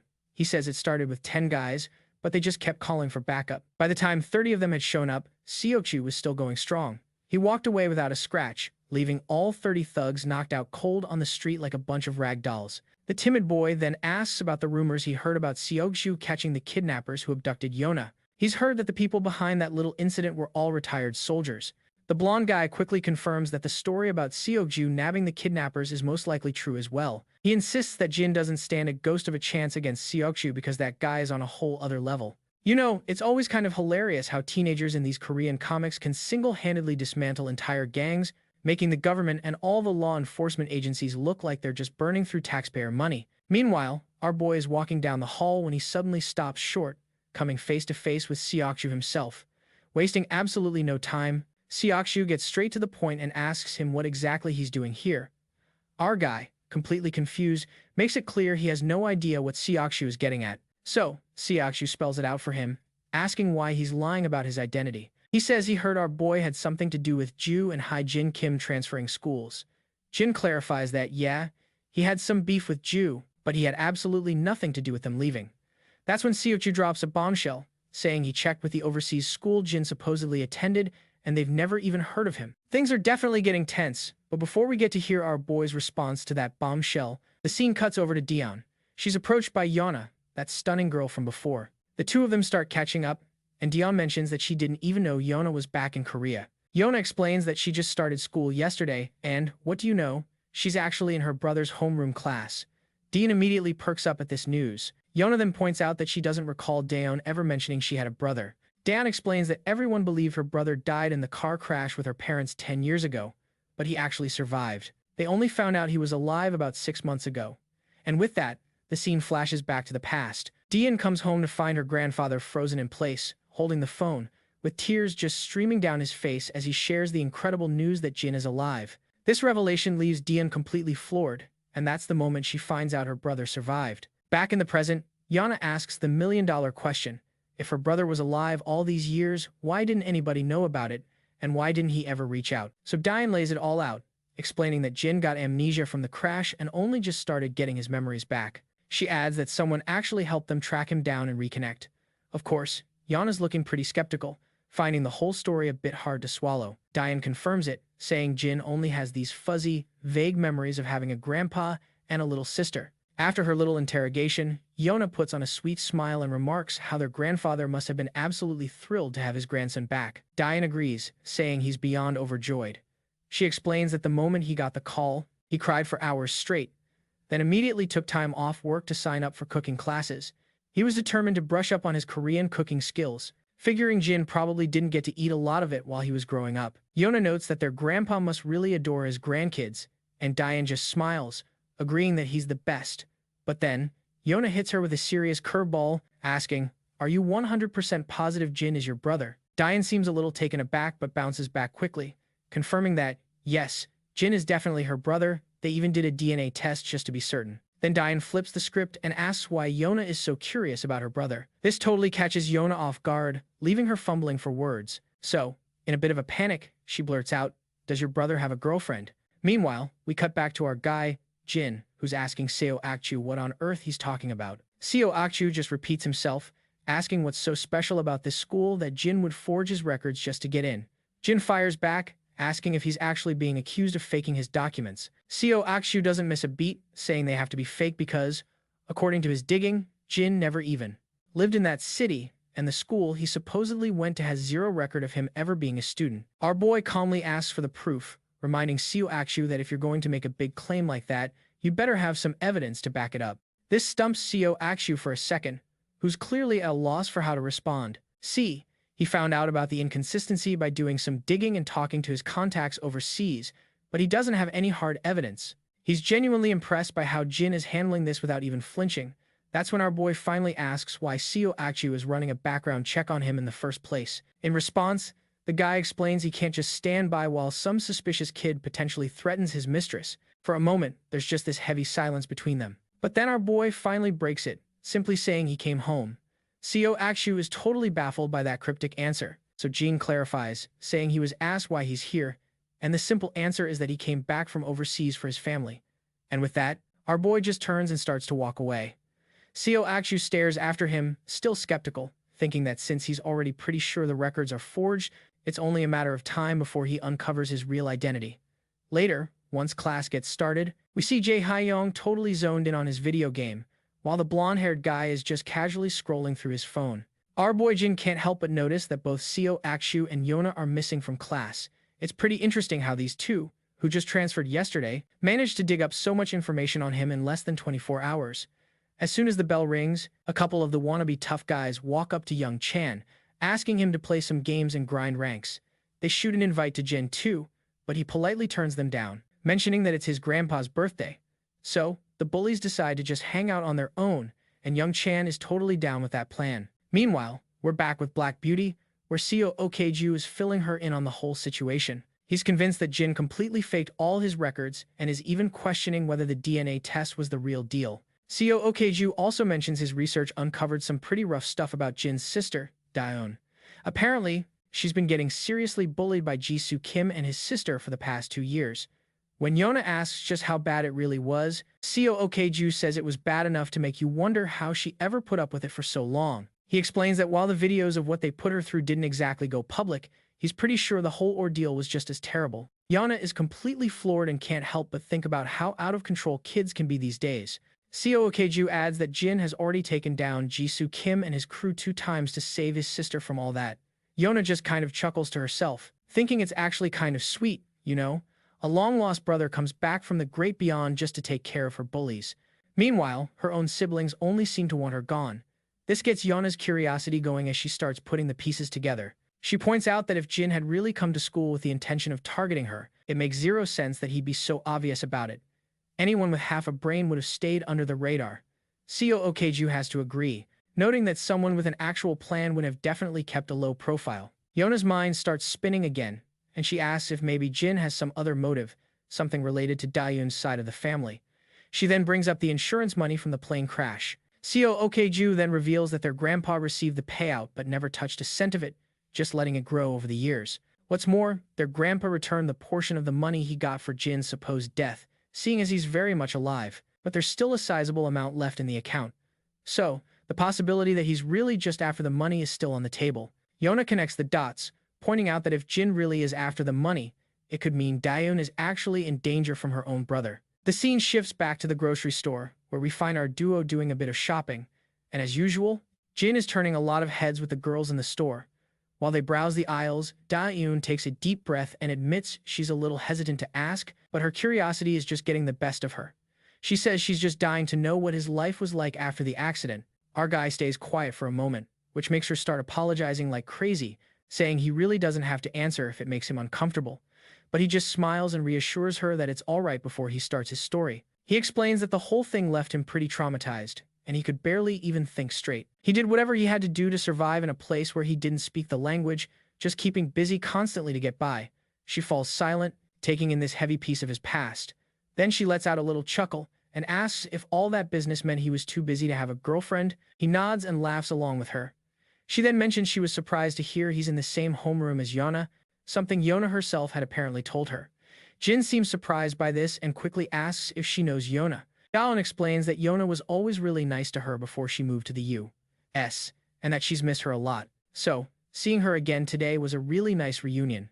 Then, with this little mischievous grin, Daehyun spills the beans that Yona actually asked if he has a girlfriend. And naturally, our boy has a pretty predictable reaction to hearing that little piece of news. A little later, back at their house, the birthday party is in full swing. The siblings give their grandpa his present, and he starts to unwrap it. He opens it to find a really nice wallet inside, and his whole face just lights up with a huge smile. You can tell he's really touched, but he also feels a little guilty, knowing how little allowance they get and figuring they must have spent too much. But his granddaughter just gives him a warm smile and reassures him that they had plenty of money for his gift. And anyway, it wasn't all that expensive. You can see the old man's hands are trembling with joy as he holds the wallet, his voice getting all thick with emotion. He tells them that the greatest gift he could ever hope for was Jin coming home safe and sound. Nothing in the world could ever beat that feeling. But then, a phone starts ringing, kind of breaking the moment. Daehyun quickly heads to her room to answer it, and while she's on the phone, Jin tries to casually listen in. That's when he overhears her say she's popping out to the convenience store for a little bit. Their grandpa asks her why she's heading out so late at night, and it turns out she's meeting up with Yona for a quick chat. Yeah, you can definitely tell Jin thinks something's a little fishy here. Later that night, Jin is on his computer, doing a deep dive on SW Corporation, the company Yona's family owns. He's trying to figure out why on earth Yona is so interested in him all of a sudden. I mean, why would they run a whole background check on some random transfer student? Jin's just thinking back on his conversation with Sayoku when his grandfather suddenly calls out to him. When he goes out to the living room, his grandpa says he's heading out for a bit, too. Jin asks if he's going to check on Daehyun, and the old man sort of agrees, saying he just needs some fresh air. Jin just smiles and tells his grandpa to stay put, offering to go check on her himself. But the old man is pretty insistent on going himself, so Jin gently reminds him that he has to get up early for work in the morning, and finally, our boy convinces him and decides to head out on his own. A bit later, we see the two girls just chatting away about school and stuff. Yona is talking about her time studying abroad and suggests that Daehyun should think about doing it, too. In response, Daehyun admits that she's never really given it much thought. When Yona asks why not, Daehyun explains that it's super expensive and she'd have to be gone for a few years, and that would mean being away from her grandpa for a long time. Yona seems to think that's a little strange. So Daehyun explains that she just doesn't want her grandpa to be all by himself, especially since his health hasn't been the greatest lately. But she says she's really glad her brother is always around. Just having him there really helps put her mind at ease. Meanwhile, Yeon is struggling to bring up why she really came, since Daehyun clearly trusts her so much. She's not sure how to bring it up without making things super awkward. And then we flash back for a moment. We see Sayoju telling Yona that someone from the supposed overseas school confirmed Daehyun's brother was never a student there. They even checked his photo and confirmed 100% that he never attended. Plus, the person currently living at his fake address gave solid proof he was never there. Suju mentions he's also looking into a few other leads. So, Yona figures she has to go talk to Dean about their big discovery. But Seoju is quick to remind her that even though they know the records were faked, they still don't have any hard proof that he's not Dean's actual brother. Yona's pretty worried, because the records covering that decade he was gone are basically a work of fiction, especially now that she's living with the guy. It's a huge issue they just can't sweep under the rug. She feels like Daun deserves to know the truth about these documents and wants to at least give her a heads up on what they've uncovered so far. Back in the present, Yona is finding it super awkward to bring up the real reason she's even there, even though it's the whole point of her visit. And right as Daun is saying how nice it is to just catch up like old times, we see our boy Jin making his way over to the two of them. However, Sioku steps right in his path. Jin just tries to brush past him, but Sioku immediately tells him to hold it right there. In Sioku's mind, he's totally convinced Jin is only here because he's afraid they're about to spill the beans to Daun. So, he cuts Jin off and says the girls are just having a chat, asking him to give them some space. And then, out of nowhere, a Volkswagen comes flying down the road right at them. Before either of them can even blink, the car plows right into both guys, sending them flying like a couple of bowling pins. They crash to the pavement just as the car screeches to a stop right next to where the girls are sitting. Jin struggles to get back on his feet, but it's obvious he's been hurt badly, especially his head. As he tries to clear his vision, his blurry eyes spot a few shady characters hopping out of the van and trying to grab both of the girls. Without a moment's hesitation, Jin takes off sprinting like a maniac. But unfortunately, it's no use. The goons have already nabbed the girls, and since he can't exactly outrun a car, he's just left there, completely helpless. The two guys immediately turn on each other and, furious, grab one another by the collar. But after a quick and heated exchange, they figure out that neither of them was behind the whole thing, so they finally let go. The black-haired guy immediately whips out his phone and calls the security team at SW Corporation, frantically reporting that Yona's been taken. He tells them to start tracking her using all the security footage they have. In the meantime, Jin just starts to walk away. Sioku quickly calls out, asking where he thinks he's going and if he's really not involved in this. Jin just shoots back that he doesn't have time to argue. Sioku insists that SW Corporation's security is on the case and they'll find the girls soon enough. Until then, Jin needs to stay put so they can properly verify who he is. But our boy isn't having it and makes it crystal clear that he's going to find his sister. And if Sioku wants to tag along, he's more than welcome to. Sioku starts to get a nagging feeling that maybe Jin really isn't involved in this mess. But then our boy suddenly stops, turns around, and hilariously asks Sioku if he happened to bring his car. Then the scene cuts over to the lively entertainment district in the heart of the city. Inside a local pub, we find a Mr. Cha, just kicking back and enjoying a smoke. A moment later, one of his lackeys comes over to tell him he's got a visitor. Mr. Cha turns to look, and who should be standing there but Jin himself. We then cut over to SW Corporation, where we see this absolutely regal-looking woman sitting at her desk. You can tell right away she's got to be Yona's sister. She's just as stunning, with that same long, flowing black hair. All of a sudden, an assistant comes bursting into the room. The woman seems a little peeved by this sudden interruption, asking why he couldn't have at least knocked first. The assistant gets right to it, reporting that Yona has been kidnapped. This news is a surprise to the lady, but weirdly, she doesn't seem all that concerned. In fact, she cracks a tiny smile, probably thinking that those rumors must have been true after all. Not quite sure what she's talking about, but we're just going to go with it. She then asks if their grandfather is still trying to make a move on the company. The assistant says he isn't sure, so she just leans back in her chair, hoping that if he keeps pushing without mercy, Yona will end up, let's say, permanently out of the picture. It's clear she's really rooting for that to happen. The scene then switches back to the pub, where we catch up with our main character meeting Cha, with Seokju tagging along as usual. It looks like Seokju already knows who Cha is, recognizing him from their database, and he's super curious how our boy got connected with this gangster. Cha cuts right to the chase and asks what our guy wants. In return, Jin simply says he needs some information.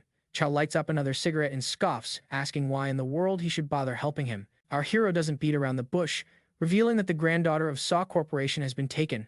Now, that's a piece of information Che was definitely not expecting. Still, he plays it cool and just brushes it off, saying it's not his problem, and that they don't handle stuff like that. Because messing with Saw Corporation is just asking for trouble. Our guy presses on, asking if Che has any leads, but the mob boss makes it crystal clear he has no reason to share anything, especially since he's already in a tight spot, all thanks to our boy. That's when our hero plays his trump card, revealing his own younger sister was taken right along with Saw's granddaughter. Shaw finally gets it. He's in a really tough position now, because, you see, messing with our hero's sister is pretty much the same as messing with John Wick's dog. It's a bad idea. So, Cha starts talking, mentioning that some guys speaking broken Korean were sniffing around for untraceable warehouses and burner phones, along with some cars and a few extra guys for muscle. The offer, he admits, was tempting, but he turned it down because that kind of heat is hard to shake off. He also mentions hearing that another crew took the job instead, and all he knows is they're operating out of Incheon. That's all the info he's got. Honestly, it wouldn't be a shock if Sokju has already figured out who's behind all this. Meanwhile, our hero gives a quick thanks and starts to head for the door, but then the mob boss tosses his phone over, telling him to put his number in it. Jin just gives him a blank, confused look, wondering why he'd possibly need his number. The boss gets a bit annoyed and clarifies it's so he can call him once he digs up some more info on that warehouse. With that settled, our boy starts typing in his digits. He then asks if the motorcycle parked outside is his. Cha knows exactly what's on his mind, so he's a little hesitant to answer. But next thing you know, our guy's got the bike. Before he leaves, he tells Seokju to find his own way there because he's taking it. Seokju questions him, like, are you really going to trust this sketchy, half-baked info and chase after them based on just that? Our hero explains that they're out of time, because while Yana will probably be safe until the kidnappers get what they want, there's no telling what those guys might do to his sister after they get paid. Seeing the logic in Jin's reasoning, Seokju keeps his thoughts to himself, realizing this kid is way sharper than he looks. Seokju lets him know he's already looped in his security team and that he'll be tailing Jin in his own car. Jin just shrugs it off with a cold, do whatever you want, then pops on his helmet and hits the gas, speeding off into the night. Meanwhile, the scene cuts back to the girls, where Daehyun is just coming to, her head absolutely pounding. As she starts to get her bearings, Yona immediately starts apologizing, saying it's all her fault, Daehyun got mixed up in this mess. The memories start flooding back for Daehyun, and she realizes with a jolt that they've been kidnapped. Yona sadly confirms her fears, adding that she can't believe this is happening so soon after she got back to Korea. Right on cue, the kidnappers show up, and Yona wastes no time, coldly demanding to know why they were taken. One of the goons just barks at her to shut it and stay quiet, saying this will all be over soon enough. Of course, it doesn't take a genius to figure out these guys are planning to use her as leverage against her grandfather. One of the flunkies turns to the boss and asks what to do about Daehyun, since she was only snatched up because she was with Yona. Big surprise, the boss declares she's useless and tells his men to take care of her. But Yona immediately speaks up, insisting that they are not going to lay a hand on Daehyun.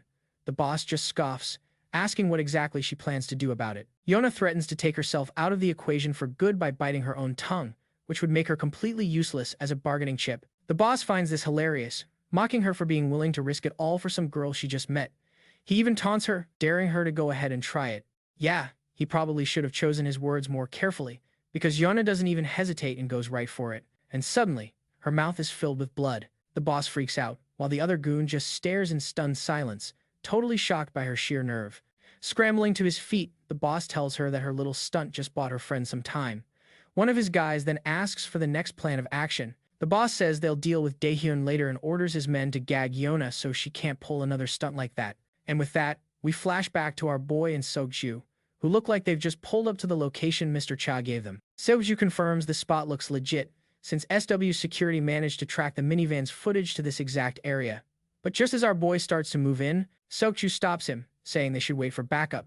He's already sent their coordinates to SW security, so help should be on the way. But our boy isn't having it.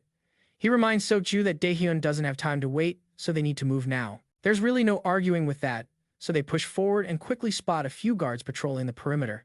And then, out of nowhere, our boy just vaults over one of the lookouts, gets him in a chokehold, and puts him to sleep.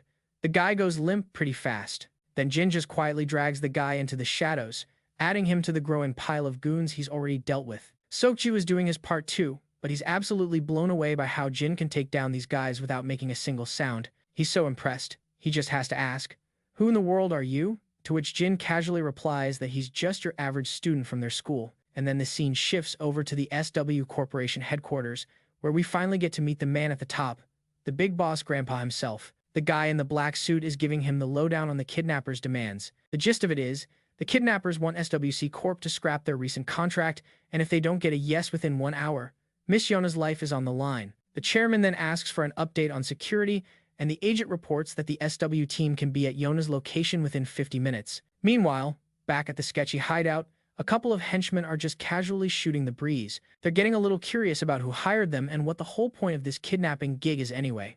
One of them points out their boss already laid down the law. It's not their place to ask questions, just do the job. And right at that moment, bam! One of the goons gets a solid whack on the head and just collapses. He looks up, completely dazed, and sees Jin standing there. It turns out, Jin had already handled the other guy. Once the coast is clear, he asks his partner for a head count on the guys he's put to sleep. Seokju reports that, counting the last one, he's taken care of 5 guys total, Jin quickly does the math in his head and realizes they've already dropped 14 of them. This means their opponents are seriously well-staffed. Sukchu's just floored that Jin single-handedly dealt with 9 of them, while he had his hands full with only 5. Jin then gets to the point and asks Sukchu who's really pulling the strings here. Sukchu lets out a deep sigh, admitting they don't have a clue.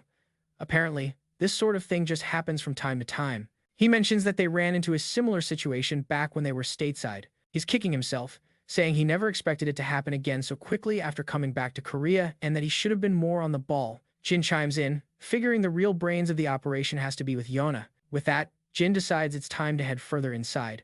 But before he goes, he checks on Sukchu, asking if he's holding up all right. Sukchu just gives him a blank stare and goes, "All right about what?" Jin has to remind him about, getting run over by that van earlier. But Sukchu just brushes it off, saying, "Maybe you should worry more about your own bum leg." And just then, a voice yells out, wondering where all the lookouts disappeared to. Someone else cracks a joke, guessing they all went for a bathroom break. But a third guy chimes in, asking why on earth they'd all need to go as a group. As the goons wander closer, they finally spot their buddies all knocked out on the floor. Before the clueless thugs can even process what's going on, Jin greets one of them with a knee right to the face. Next up is the skinny guy with a mustache. Jin grabs his hand to throw him off balance and follows up with a wicked kick to his leg. He finishes the guy off with a solid smack to the head. Just like that, both thugs are down for the count. Jin figures they should split up, but just before they do, Sukchu calls out his name. When Jin turns around, Sukchu tells him that as soon as this whole thing is over, he owes Jin a proper, formal apology. Back with the head honcho, he hears all the noise and sends his guys to see what the racket is about. We get a glimpse of the captured ladies, their mouths gagged to keep them quiet. As Jin makes his way down the hall, he comes face to face with another henchman. The masked goon sizes him up and notes that he's seen photos of Sukchu, and this kid is definitely not him. So he demands to know how in the world our boy even got in here. Jin just stares back silently, putting 2 and 2 together. The masked man, not waiting for an answer, just tells his flunky to take care of the kid. Right as Jin is about to unleash some pain, the scene switches over to Sukchu, who's sneaking around a storeroom. He's carefully checking his surroundings when he spots them. Both women are tied up, but thankfully the room is completely empty, so he figures they're all probably out looking for Jin. He stealthily makes his way over to the girls and yanks the mask right off Yona's face. She immediately asks if the security team has arrived, and Seokju tells her they're on their way. Yona is completely shocked and asks how on earth he found them out here. That's when the mafia boss chimes in, looking absolutely thrilled to hear that the security team won't be showing up anytime soon. The boss then says he must be Seokju from SW Corporation and that he's heard a lot about him. He adds that this kid has been a real thorn in their side, always hanging around Yona and messing up their plans. The mafia boss makes it clear he has no idea how Seokju found their hideout, but he's pretty sure it wasn't the brightest idea to come here all by himself. One of the goons suddenly lunges at Seokju, but our guy neatly sidesteps the attack and throws a punch of his own. However, this henchman is no pushover. He dodges the punch and immediately fires back. Seokju realizes this guy is a lot tougher than the goons they dealt with outside, and he's having a tough time keeping up. But then, Seokju lands a solid hit and follows up with a crushing punch to the guy's gut, leaving him doubled over in pain. To top it all off, Seokju delivers a powerful leg sweep, and the henchman finally looks like he's down for the count. Just when we think it's over, the thug tries to swing back, but Seokju meets him with a devastating knee right to the back. And with that, the guy just starts to crumble. The Scarface boss notes that while he knew Seokju was trained from a young age, he didn't realize he was this skilled. Even the 2 girls are stunned by what they're seeing. But the mafia boss isn't interested in a fair fight. Following that thought, the lackey whips out a blade and starts slashing at Seokju, landing several nasty cuts. The boss just grins under his mask. He says he can't believe this kid would fight empty-handed, which makes getting rid of him a whole lot simpler. The goon charges at Seokju again with a dagger, swinging left and right like a maniac. Seokju does his best to dodge, but he keeps taking deep, painful cuts that are really starting to slow him down. The boss pulls out his own dagger and starts flipping it in the air, clearly enjoying the show as he eyes the girls. The second Seokju sees this, he knows Daun is in serious danger. The poor girl is already terrified just thinking about what might happen next. Before Seokju can react, the scumbag hurls his dagger straight at her, aiming to end things.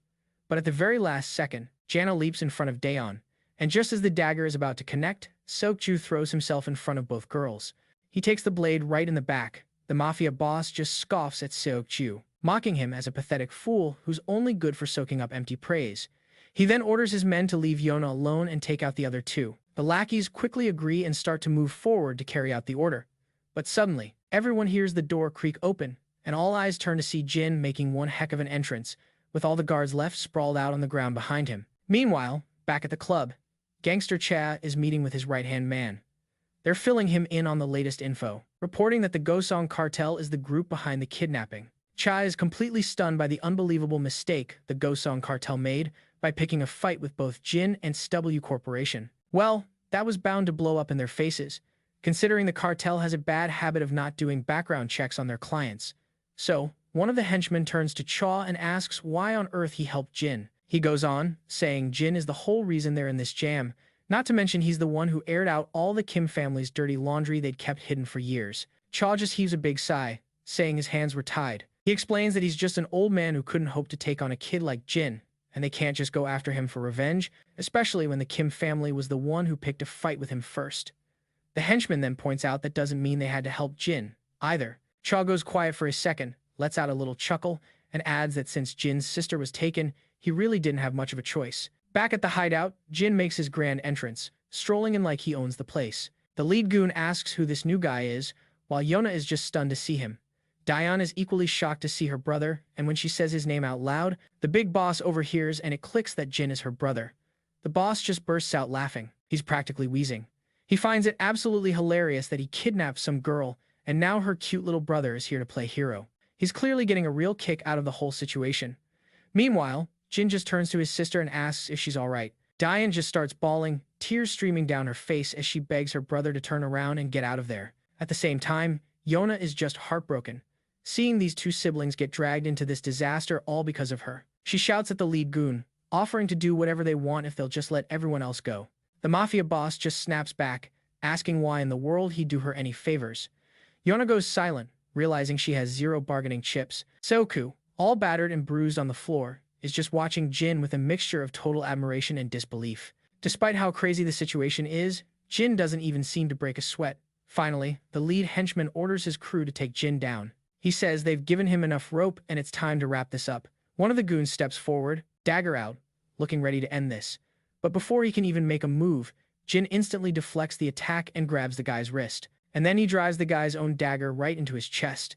The mafia boss is completely floored by this sudden turn of events. Soju is also watching in total shock. Daun is just blown away by what she's seeing her brother do, and he quickly tells her to close her eyes. The girls immediately listen, squeezing their eyes shut. Jin then deals with the henchman, leaving some nasty, bloody marks all over him. It gets a little messy as the guy slumps to the floor in a heap. Yona is still trying to process what in the world just happened because it's all a bit much to take in. Sioku, on the other hand, is just in complete awe, realizing Jin isn't just wildly swinging a knife around. On the contrary, he's surgically severed the goon's muscles and ligaments to completely disable him. The mafia boss is pretty impressed himself, commenting that Jin doesn't seem like a brother at all, but more like a professional bodyguard. Jin just keeps walking toward him, and the boss immediately starts to walk back his last comment. He admits Jin must be something more than a bodyguard, because no regular kid could handle a blade like that and have such an ice-cold stare. But then he just brushes it off, saying it doesn't matter, since he's planning on putting Jin in the ground anyway. And with that, he lunges at him. But our boy Jin ducks down with lightning speed while the boss just keeps swinging his dagger wildly. As the mafia boss lunges at Jin with his dagger, Jin casually blocks the attack with just one hand and counters with a swing of his own dagger at the boss. The boss, surprisingly quick on his feet, hops back just in time to dodge the nasty blow. The two of them get locked in a dangerous dance of daggers, with each strike getting more intense than the one before. But this time, Jin's blade connects, slicing right across the boss's hand, which makes him drop his weapon. The mafia boss, wincing in pain and shock, demands to know who Jin really is. But our guy stays completely silent, his face giving away nothing as he readies himself for round two. Without a moment's hesitation, the mafia boss charges at Jin again. This time, Jin effortlessly snags his wrist and, with a swift move, slashes the boss's other hand. After landing a few more painful cuts, Jin follows up with a solid punch right to the man's face, sending him stumbling backward with a bloody nose. The mafia boss, now totally furious and desperate, grabs a gun and points it straight at Jin. But before he can even squeeze the trigger, Jin hurls his dagger with pinpoint accuracy. It sinks right into the boss's shoulder, making him flinch in pain. Taking advantage of the opening, Jin closes the distance with lightning speed. He lands a powerful open-handed strike right under the boss's chin, sending him flying backward like a sack of potatoes. The mafia leader, now completely defeated, crumples to the ground, his pride and power totally shattered. Everyone else just watches in stunned silence as Jin stands there looking like a total boss. His sheer presence is enough to make Yona and Soju a little shaky. Jin walks over and gently tells his sister she can open her eyes now. When she does, she sees him standing right in front of her. He has a reassuring smile on his bruised-up face. Without skipping a beat, he tells her, "I'm here to take you home." His sister is shocked by how beat up he looks and puts her hand on his wounds, asking if he's really okay. Jin, with a warm smile, tells her not to worry and that he's fine, despite his injuries. But his calm demeanor and comforting words are too much for her. She's so relieved that she just starts sobbing. Jin does his best to console her, feeling his own heart ache seeing her so upset. Meanwhile, Yona is really moved by the compassion Jin is showing his sister, and she watches them with admiration. The next day, we find ourselves at the SW Seoul Medical Center. Jin is sitting quietly in a hallway, and his good looks are definitely catching the eye of a few passing nurses. His phone buzzes. It's a message from Jae Hyung, wondering why Jin skipped school. Jin just replies that he had to run an errand. And as he's checking his other messages, he sees his friends are all hyped up in the group chat, talking about their hangout and giving him a hard time for bailing. Jin can't help but smile as he reads their texts, feeling that warm connection with them even though he's not there.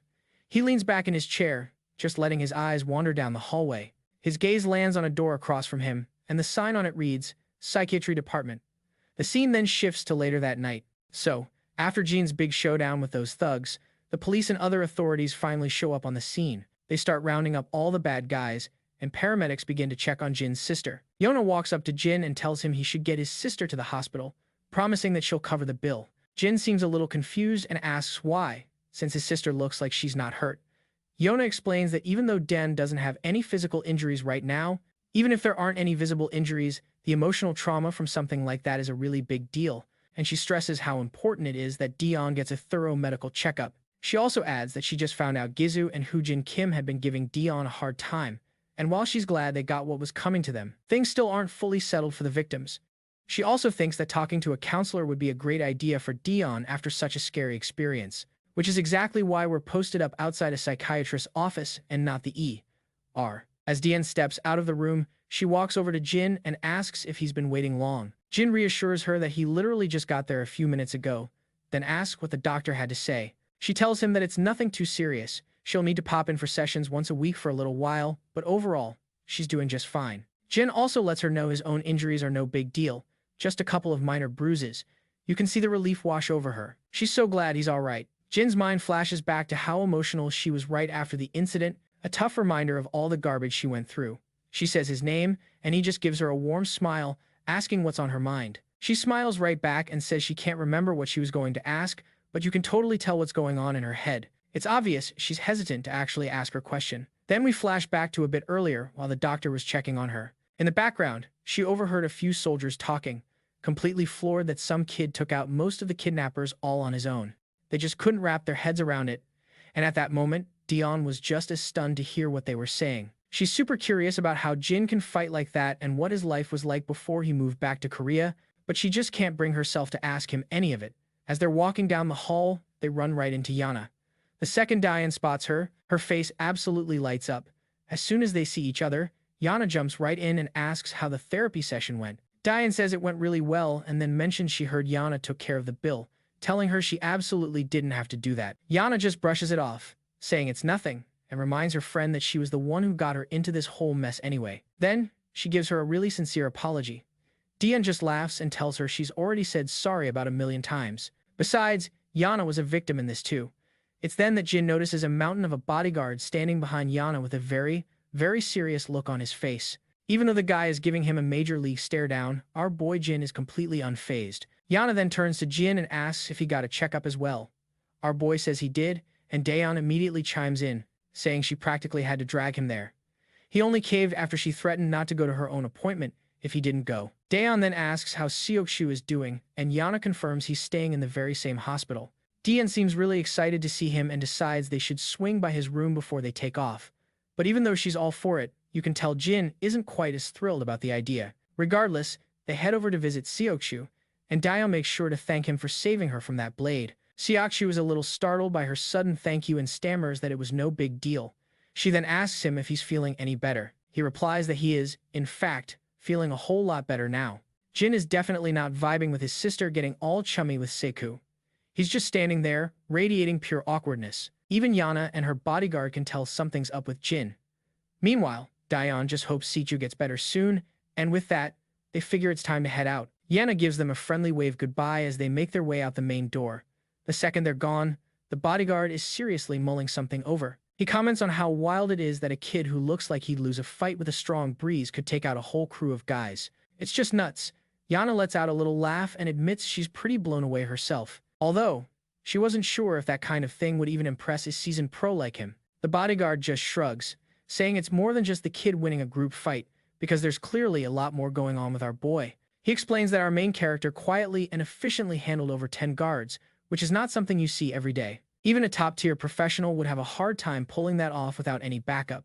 But the craziest part? He didn't send any of them to the forever box. He simply took them out of the fight.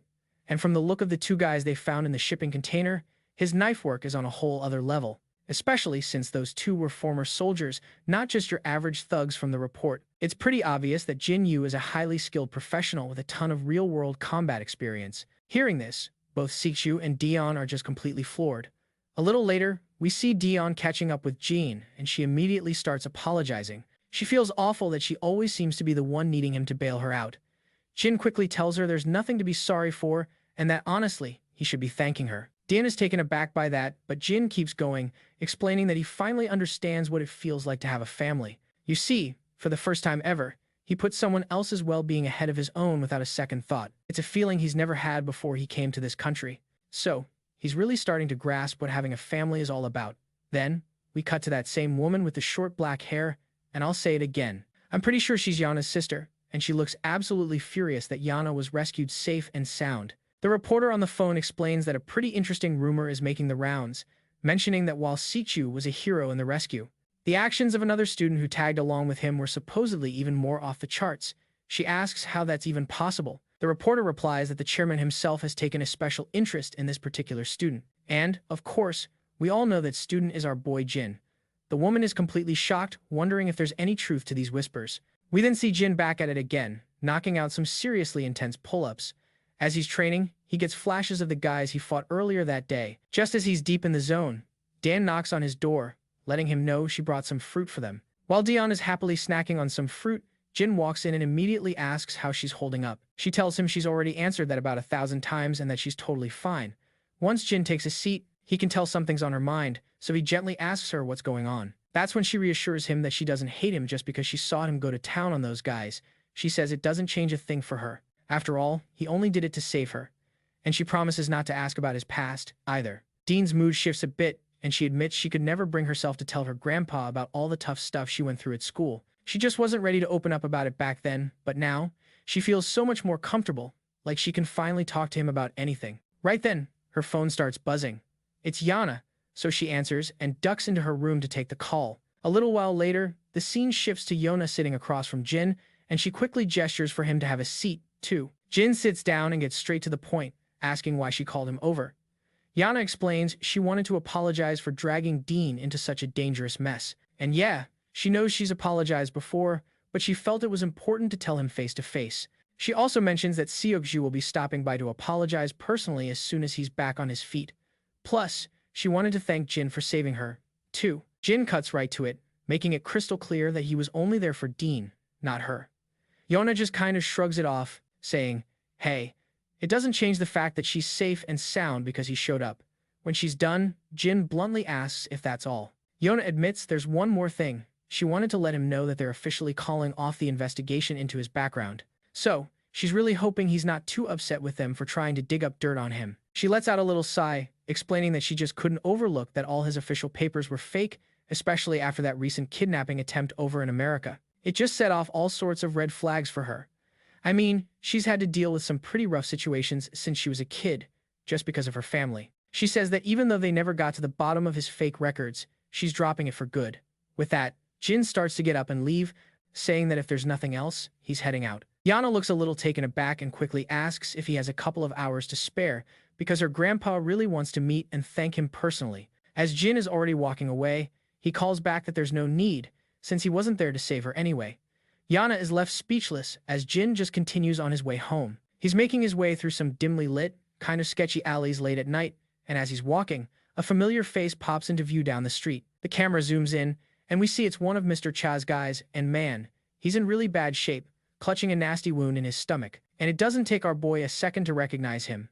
The guy is barely hanging on, but he still manages to start laying into Jin, blaming him for bringing all this heat down on his crew. He sputters out that things were already tough for them after Jin exposed the whole Kim family situation. Then, to top it off, their boss helped our boy by tipping off the Goon cartel's location, which basically started a war between them and the Gong cartel.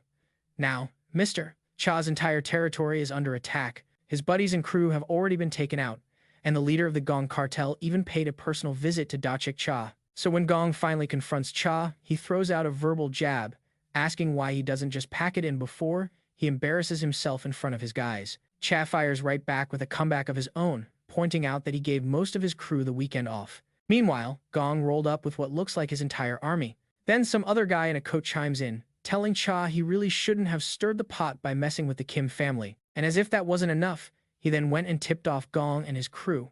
Our boy Cha throws out another savage comeback, and this time, Gong absolutely loses it. He's going completely ballistic over what Cha just said, and, in a rage, orders all his guys to charge right at him. So, the whole crew just rushes Cha like a tidal wave, totally ready to brawl. But hey, our favorite gangster is no slouch. He smoothly ducks under a wild punch that whistles past his face and answers back with a knockout blow that leaves the guy completely dazed. Another one of the goons takes a swing at him, but instead, he catches a nasty uppercut right on the chin. He hits the floor hard, leaving a little puddle behind. Gosh is grinding his teeth in pure frustration as Cha just keeps dropping these guys like flies. All of a sudden, Cha gets whacked hard from behind with a stick. He lets out a grunt of pain but bounces right back. He spins around and throws a punch that sends his attacker straight to the mat for a nice, long nap. Even though Cha is taking out a ton of these guys, the sheer number of them is just plain overwhelming. It's pretty clear that for all his skill, he's not going to be able to clear the room this way. Our guy gets into his stance, fully aware he's up against an army, and he's absolutely furious that Gosh brought this many people knowing Cha was short-handed. He can't help but crack a small smile, though, thinking about our boy and hoping he's managed to save his little sister by now. And speak of the devil, Jin pulls up right outside the club. The lookout on guard duty tells him to take a hike, but Jin isn't really in the mood to take orders. He lands a solid kick on one of them, which sends the guy flying and leaves the other two totally stunned by Jin's nerve. He then casually hops off his bike. The two remaining guards try to jump him, but Jin just effortlessly snags one of their hands and smashes his fist into the guy's face. It was not a pretty sight. The last guy freezes up when he sees that, only to get a heavy-duty kick straight to the gut. With the welcoming party all taken care of, he strolls further into the club and finds the aftermath of a massive brawl. As he keeps walking, a bunch of overconfident thugs tells him to beat it, but our boy doesn't even flinch and just keeps coming. One of the goons steps forward, running his mouth about something or other, but Jin shuts him up real quick with a single punch, planting him on the ground and scaring the daylights out of his buddies. But even though they're scared, the thugs make a big mistake and charge him anyway. And so, our boy starts handing out beatdowns, dropping them one by one. The camera cuts back to our gangster Cha, who's looking completely gassed after knocking out a whole crew of thugs. Gosh is absolutely seeing red, just fuming that Cha has managed to hold out this long all by himself. On the flip side, Gosh's assistant is quietly thinking how lucky they were to attack Cha when he was alone. Any other day, and this would have been a total wipeout. More goons charge at our gangster, and he immediately takes out the one right in front. But before he has a chance to turn, he takes a seriously heavy punch to the face. Cha just shakes it off and returns the favor with a powerful punch of his own. At this point, Cha is just running on pure will. Even Gosh has to admit, a little grudgingly, that the guy is one tough customer who deserves some respect. But he also makes it super clear that Cha looks like he's about to collapse and should probably just throw in the towel. Gosh promises they'll make it worth his while. Cha just spits out some blood and asks, "And why would I do that?" Wiping his face, he makes it clear he's going to see this through to the very end, no matter what happens. We can tell the big boss isn't too thrilled with Cha's defiant attitude, and you can see the swarm of goons around him getting pretty nervous after hearing that. All of a sudden, a huge ruckus breaks out at the entrance, with the goons absolutely freaking out. A totally confused Gosh asks what in the world is going on and why his guys are making such a scene. They all turn to look, and at first, they don't see anything, but then they hear footsteps. And who should walk in but Jin, leaving the entire gang absolutely floored to see a kid just strolling in. Cha is just as shocked to see him and immediately asks what on earth he's doing there. Jin, cool as a cucumber, just says he's dropping off the motorcycle he borrowed. You can tell Cha was not expecting to hear something so casual when they're basically surrounded by bad guys. Meanwhile, Gosh's right-hand man gets a smug look on his face when he figures out Cha knows the kid. So, naturally, he orders his goons to go ahead and take Jin out, too. One of the goons puffs out his chest and starts walking toward our boy like he's about to lecture a kindergartner. Cha then tells them it'd be a really good idea to just leave him alone, but the assistant isn't having it, arguing they can't just let Jin walk away since he's already seen too much. Cha snaps right back, saying they're the ones who should be praying. Jin is in a good mood and decides to let them times go, not the other way around. The assistant looks totally lost, having no idea what this guy is going on about. Well, he gets his answer pretty quick when Jin drops one of his guys with a single punch. Our boy follows that up with a kick that sounds like it cracked a leg, and then a solid headbutt to another dude, which sends him flying. Then, one of the thugs tries to get a cheap shot in with a bat from behind, but Jin's way too fast. He just grabs the guy's hand and delivers a heavy-duty punch right to the face, leaving him a bloody mess as the bat hits the floor. Gosh's jaw is practically on the floor watching this, and Cha just smirks, basically saying, "I told you so." He even adds that while he's no slouch himself, he wouldn't last a minute against this kid. The head honcho just yells at his goons to swarm Jin, and they all rush him at once. But, you know how this goes? Jin just effortlessly mops the floor with them, making them look like a bunch of first-timers. Getting real tired of this, the boss starts screaming at his guys for getting beaten by a little punk. But right as he's about to shout another order, he suddenly clams up when he sees Cha barreling right towards him. Yeah, at this point, Gosho knows his day is about to get a whole lot worse. A little while later, the boss and his entire crew are laid out on the ground, looking like they've been introduced to the floor, face first, while Che slumps down, completely wiped. Jin walks over to him, and when Cha looks up, he just sees the absolute mess left over from the fight, with guys scattered everywhere like litter, and Jin standing there like it was just another Tuesday. Jin starts to leave, casually mentioning that Cha's debt is now paid. Cha is just baffled, still trying to figure out how this kid is so hung up on that after everything that just happened. He then calls out and asks if Jin managed to save his sister. Jin calmly says he did, and that it's all thanks to Cha. The scene then cuts to a hospital room where one of Cha's guys suddenly bolts upright in bed. He looks around and spots Cha on the other side of the room, all bandaged up and definitely looking like he's seen better days. The guy is completely shocked to see his boss there, but Cha quickly shushes him, saying not to call him boss while they're in a hospital. Confused, his underling asks how in the world he even ended up here. Cha just plays it cool, saying he got a little banged up and grabbed a cab to get patched up. The guy then asks what happened to Gosung and his crew, and Cha just gives a casual shrug, claims he handled all of them.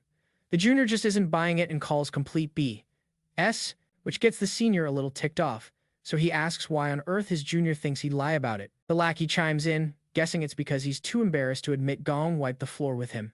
Cha then asks if he happened to run into Jin yesterday. The junior perks up at that and confirms that he absolutely did.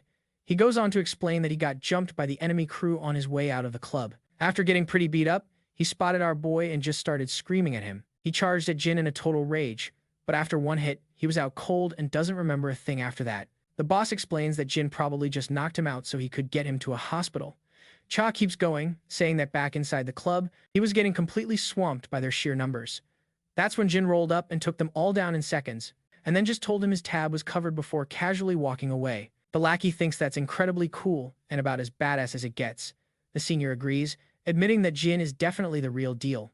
The lackey then asks his boss if he has any clue who this kid actually is. The senior points out that Jin claims he's just your average teenager, so he figures they just have to take his word for it. In the next scene, we see a soccer ball flying straight for Jin, and he just snags it out of the air effortlessly.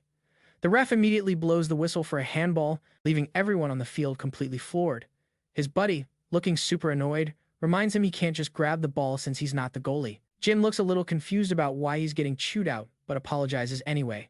Suddenly, the bell rings, and Jin's friends start calling out to him, asking if he's free to hang out since today is the one day Young Chan doesn't have extra classes, and they're all planning on getting some gaming in. Jin tells them to go on ahead and that he'll meet up with them later, because he needs to walk his sister home first. His friends look a bit baffled and ask if he's back on babysitting duty again.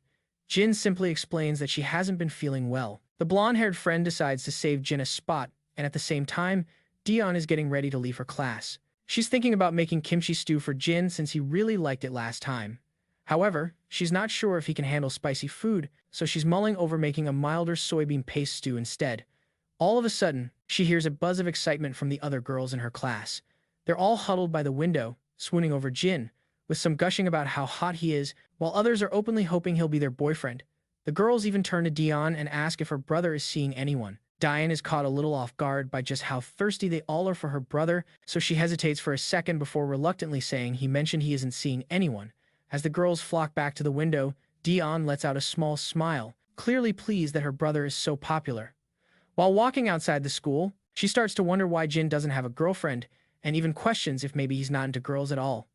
Out of nowhere, she hears some voices nearby and realizes it's Jin with his buddies. Startled, she quickly pulls herself together to greet them as politely as she can. One of the shyer guys in the group turns bright red at how cute she is and just manages to give a little wave back. So the guys decide to head to the game room, figuring Jin will catch up with them later. After they leave, Daun asks Jin if he's going to hang out with his friends. Jin says yeah, but mentions he needs to swing by his place first.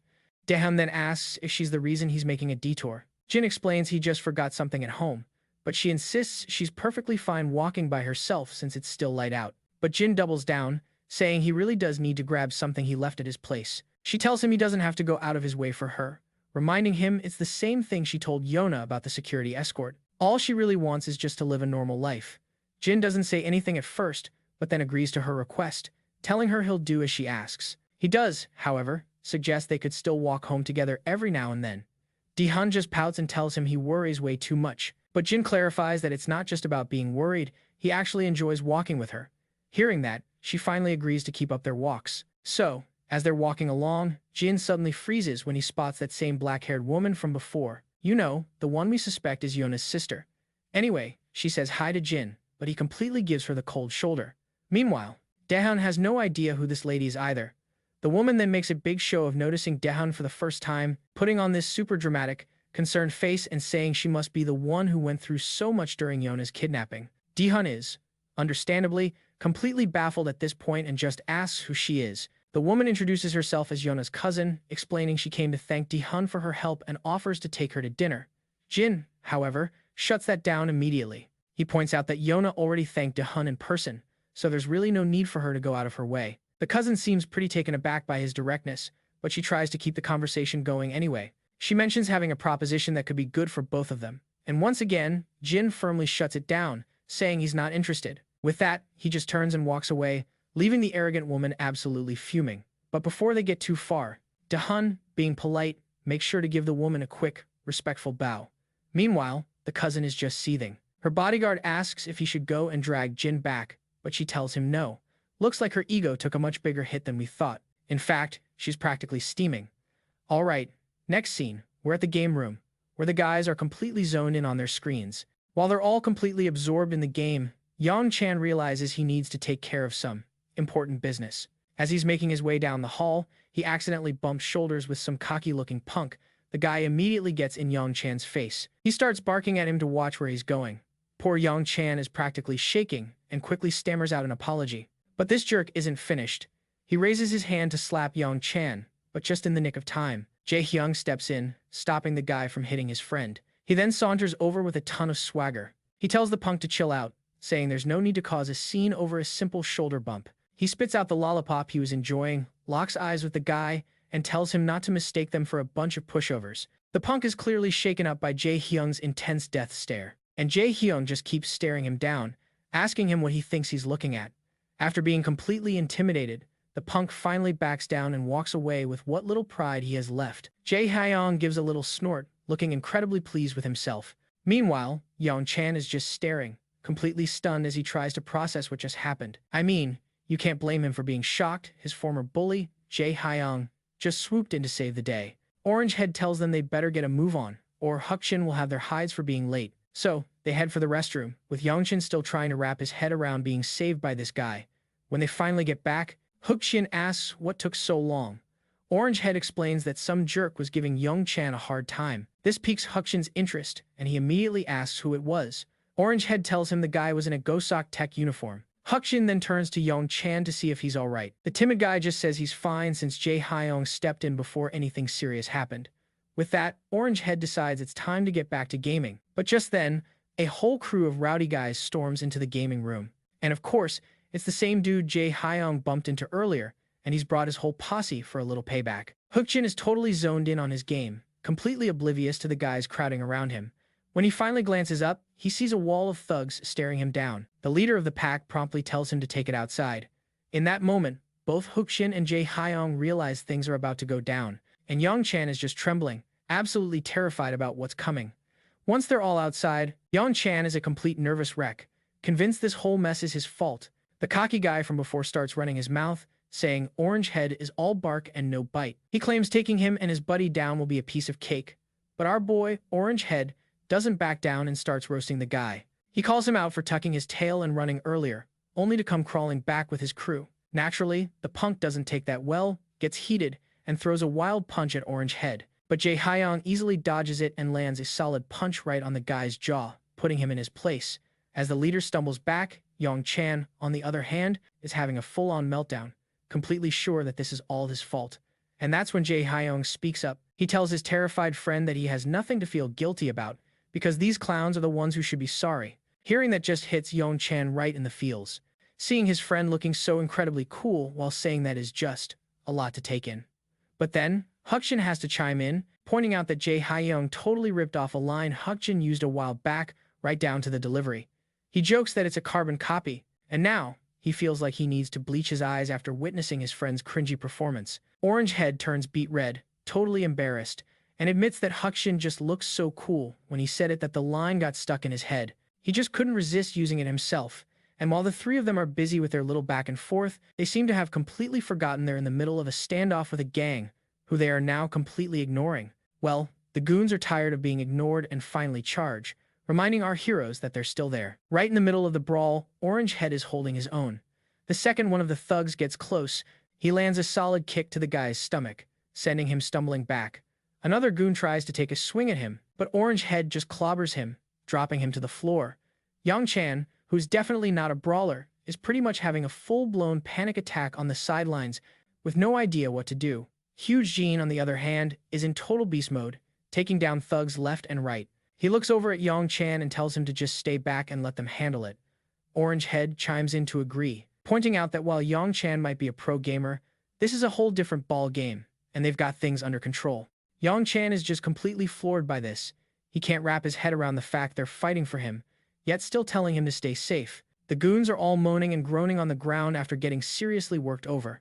As for our boys, well, they're starting to get a little worn out, exhausted from the fight, and definitely outnumbered. And then, Jae Hyun takes a hard shot to the gut that really stings. He figures he's done for, because the main jerk is winding up to plant a fist right on his face. But before that punch can connect, Young-chan launches himself onto the cocky guy, grabbing onto him for dear life like he's a long-lost brother. They both tumble to the ground, and the thug starts trying to shove Young-chan off. But even though he's terrified, Young-chan hangs on tight.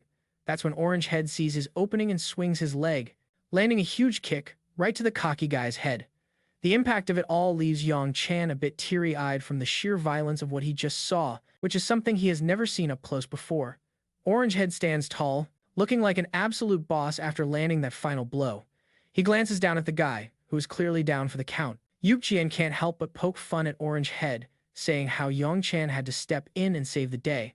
Orange Head gets all flustered and defensive, insisting that he was just about to take the guy down himself. They both turn to Young-chan, who looks like he's on the verge of tears. Orange Head's tone softens immediately as he asks if he's all right. The timid fella quickly reassures him he's fine and then apologizes for causing all this trouble. The scene changes over to our main character finally arriving at the game room, only to find it completely deserted. He tries calling his friends, but nobody's picking up. Just then, he hears someone calling his name. He turns around to see his buddies, who excitedly tell him he missed all the action. The wannabe tough guys start bragging about how they just handled some guys from Go Tech. They all head inside, and as they're climbing the stairs, they tell Jin that those Go Suck Tech guys are supposedly tough, but obviously, they were no match for them. As they walk into the gaming room, they freeze, shocked to see a bunch of people laid out unconscious on the floor. The wannabe lackeys are completely stunned by the scene and immediately ask who took down all these Go Tech guys. Our boy just casually explains that he came looking for them and got jumped by this crew when they saw his school uniform. The three of them are absolutely dumbfounded as it dawns on them that our boy took out all of these guys by himself. After their fun at the arcade wraps up, the group decides to head out and grab a bite to eat. The wannabe bullies actually brought the same delicious food Young-chan usually eats, but Orange Head realizes he forgot drinks and says he'll run and grab some real quick. Yang Chan decides to go with him, but Orange Head decides to make the run himself. As they dig in, Hook Jin is feeling pretty pleased, laughing about how they totally schooled those ghost tech thugs. Orange Head chimes in, saying, "Yeah, those guys strolled in thinking they were all that, but they ended up getting completely wrecked." Meanwhile, our main character is staring at his tuna mayo rice ball, looking totally stumped on how to even open it. He watches Jae-hung expertly pull the tabs and pop the snack out, then carefully copies his moves and goes in for a bite. While they're eating, he asks who actually started the fight. Jae-hung explains that one of the thugs was giving Young-chun a hard time outside the arcade, and that's what kicked the whole thing off. Our guy then checks on his timid friend, asking if he's doing okay. Young-chun says he's fine, all thanks to Jae-hung swooping in right on time. This prompts Orange Head to dish out a little friendly advice. He tells Yang-chan that in those kinds of situations, you absolutely cannot back down. Yang-chan just gives him this completely bewildered look, so Orange Head clarifies that you can't even flinch when a bully gets in your face. You have to show them you're ready for whatever, or they'll see you as an easy target the second they smell fear. Hook Jin totally agrees. He adds, "You gotta make it clear you're not a doormat, otherwise they'll treat you like one." But Yang-chan quietly asks, "But what if they hit me?" Orange Head just shrugs and states the obvious. They're probably gonna try to hit you anyway. But Yang-chan worries. "They might hit me even harder though." Orange Head agrees that's possible, but points out that if you don't stand up for yourself, you'll get a reputation as a total pushover, and that's way worse than taking a few hits. Hook Jin also adds his 2 cents. He says he's seen this work before, because nobody actually wants a real fight. Bullies are lazy, they always go for the quiet ones who won't make a fuss. Yang-chan goes silent, and you can just see it clicking in his head that this is probably why he's always been picked on. And while this whole life lesson is happening, our hero is just happily munching away.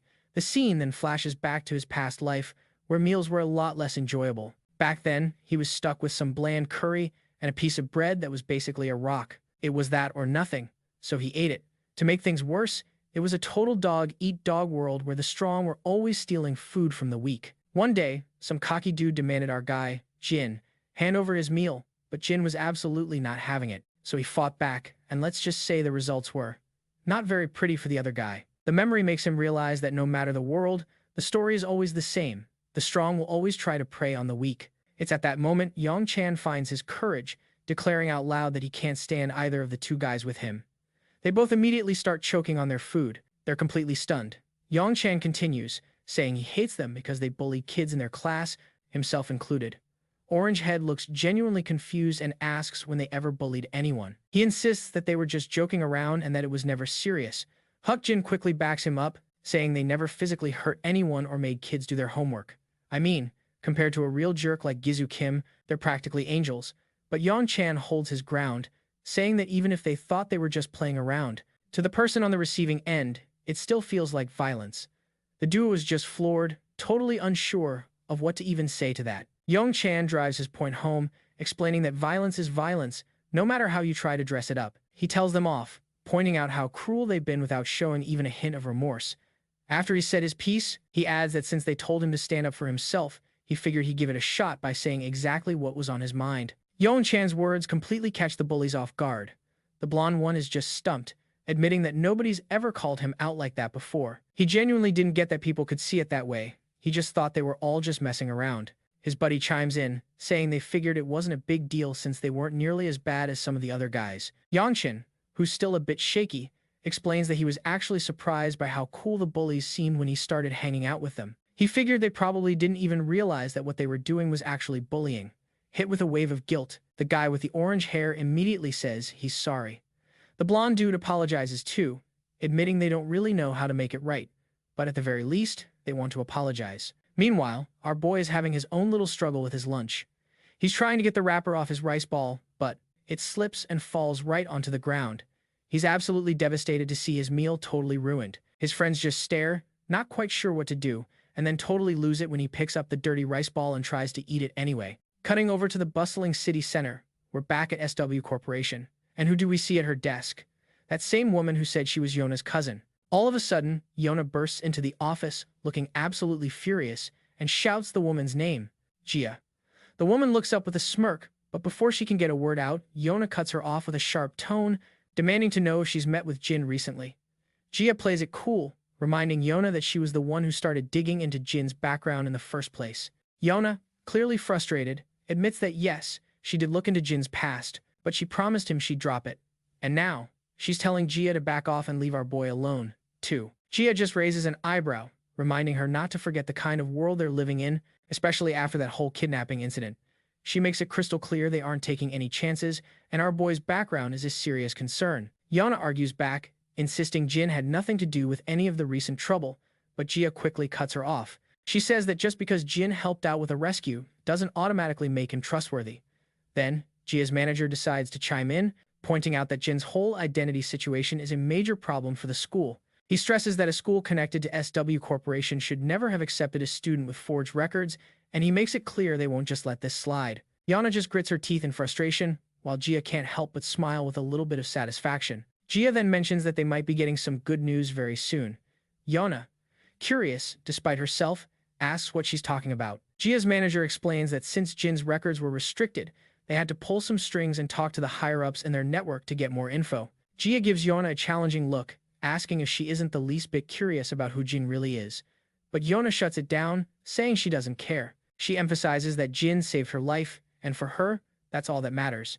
And right on cue, the phone starts ringing, instantly grabbing everyone's attention.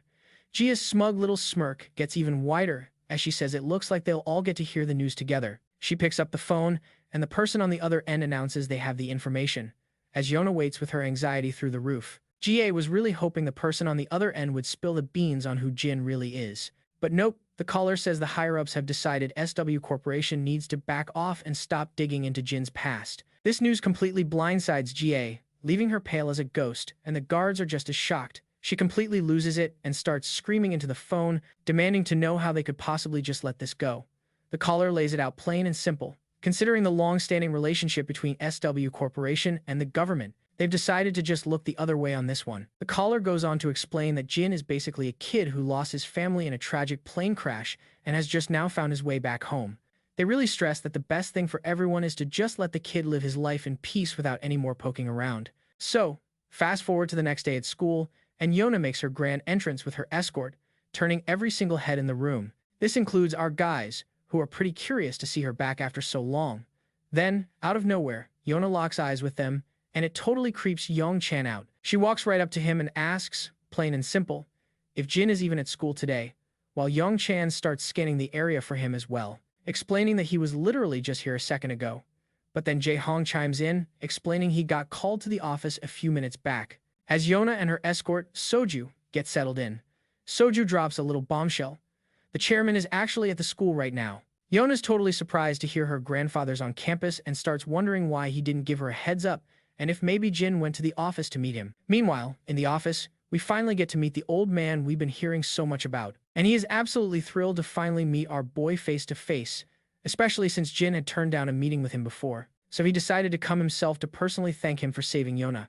Our boy just brushes it off, saying there's no need for thanks. He says he was just there to save his sister, and Yona just happened to be in the same spot. The old man nods, acknowledging he's aware of that, but he still wanted to thank him for saving his granddaughter and apologize for how his own sister got dragged into the mess. Jin clarifies things again, telling the old man not to worry about it because Yona already said she was sorry. The old man doesn't say anything to that, and our boy just turns to head back to class. But that's when Grandpa finally pops the question, will he become Yona's bodyguard? And, to absolutely no one's surprise, he gives him a hard no, making it crystal clear that a job like that is way out of the league for a normal teenager like him. The old man shoots back that a normal teenager probably couldn't take down a whole squad of ex-Special Forces kidnappers either. Jin counters by pointing out that Yona already has her own security detail watching her 24/7. The old man concedes the point, but explains that a security team can't exactly follow her around at school. Besides, she could never live a normal life with a bunch of suits tailing her everywhere. He mentions that Sayoku used to be in charge of her security, but this latest incident proved he's not the right guy for the job, which is why he's thinking of handing the position over to our boy. Jin just starts to walk off again, saying there's nothing he can do.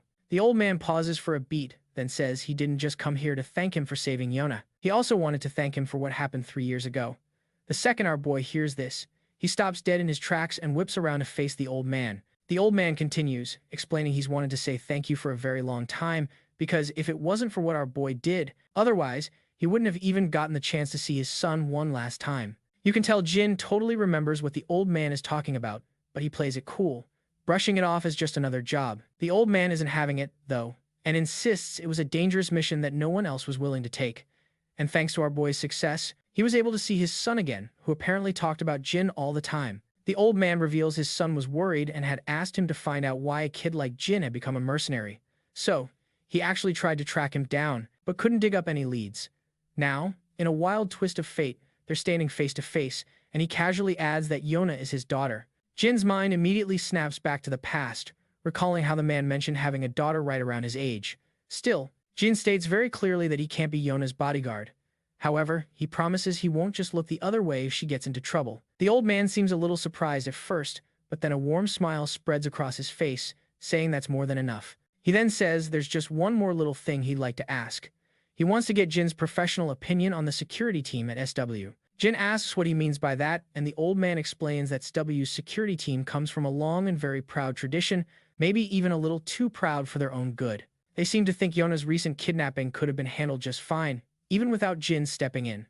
The problem is, as SW keeps growing, the threats are getting bigger, and their security division is seriously lagging in the innovation department. The old man wants Jin's honest-to-goodness assessment of their skills, and he makes it clear it will be a paying gig. Jin just lets out a heavy sigh, looking like this whole situation is becoming a massive headache. He finally turns and heads back to his classroom. The moment he steps inside, Yona greets him with a cheerful hello, but he completely ignores her and walks straight to his desk as the teacher begins the lesson. Jin just sits there silently, mulling over the old man's words. It suddenly clicks for him that Yona's father must have passed away, since the old man mentions seeing his son for the last time. The scene then flashes back to the past. We see a younger Jin on a mercenary job, with all the site workers gathered around for a meal. Jin's just chewing on some kind of nutrition bar when a friendly voice calls out, asking how a young kid like him ended up as a mercenary. And yep, it's Yona's father. After getting a good look at Jin's face, he comments on how he didn't realize he was so young. Jin quickly tries to cover his face and walk away, but the man offers him his own plate, which is piled high with delicious-looking food. He tells Jin to ditch that processed junk and eat some real food instead, saying it's important for a growing kid. Meanwhile, the other mercenaries are chatting about how their new client is obviously loaded, explaining how he's building roads, a school, and a clinic for the town they're all stationed in. As they talk, Jin just listens quietly in the background. Later, while he's on guard duty, the man walks up to him again, this time offering a chocolate bar. Jin simply looks away. That night, the man tries again with more food, but Jin turns him down once more. On a particularly miserable, rainy day, the man brings him an umbrella and a coat, but Jin refuses those, too. Then one day, as Jin is packing up his gear to leave, the same man approaches him one last time. He says he'll miss having him around and invites Jin to stop by if he's ever in the area, since they'll be there for another month. The man then tosses a bag to Jin, explaining that he packs some snacks and basic medical supplies for his journey. So, Jin finally speaks up, asking why the man is giving him all this stuff. The question totally catches the guy off guard, and he's even more surprised to hear Jin speak Korean. He mentions that he had already tried talking to Jin in his own language and in English, but got absolutely no response.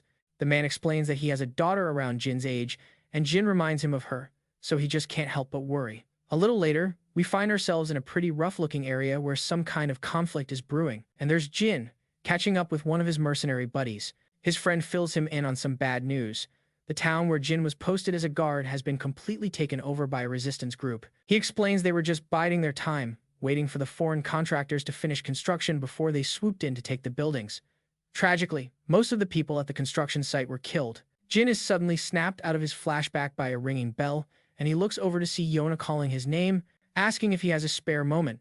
A short while later, they're in a lounge area where Sioku is bowing respectfully, offering a very formal, in-person apology. Jin, being the chill guy he is, tells him there's no need for all that, since he completely understands why Sioku did what he did. Yana then chimes in, saying she was pretty sure Jin would say that, and explains that her grandpa asked her to invite him on his behalf. Jin agrees right away, which leaves Yona totally stunned, seeing as it's the first time he's ever agreed to something without putting up a fight. The scene then flips over to Ji, who is grinding her teeth in pure frustration. She's absolutely livid that the higher-ups are keeping Jin's true identity under wraps. Just then, her manager walks in and mentions that the very same student has arrived, which, as you can imagine, shocks Ji quite a bit. Over in the SW Corporation's men's locker room, Jin is getting geared up in the company uniform. Syoju walks up and asks how in the world Jin managed to land a job with SW Corporation. We flash back to the past, where we see Jin looking over the personnel files for all of SW Corporation's security staff. The chairman had asked him to spend a few days with the team and give his feedback, letting him know that all the arrangements had been made for him. It was supposed to be a simple way for Jin to get a feel for the program. Back in the present, Jin just tells Syoju that he wanted to see what being on the security team was like, and, well, he ended up getting hired. Syoju wonders aloud if this means Jin wants to become a bodyguard. Jin smoothly changes the subject, asking Syoju if he isn't joining the training. In response, Syoju clarifies that today's session is for Team 2, and he's actually a part of Team 3. He adds that Team 3 is exclusively assigned to Yona, while Team 2 handles security for Miss Ga and her parents. The scene shifts to a training hall where all the security personnel are seated on the floor.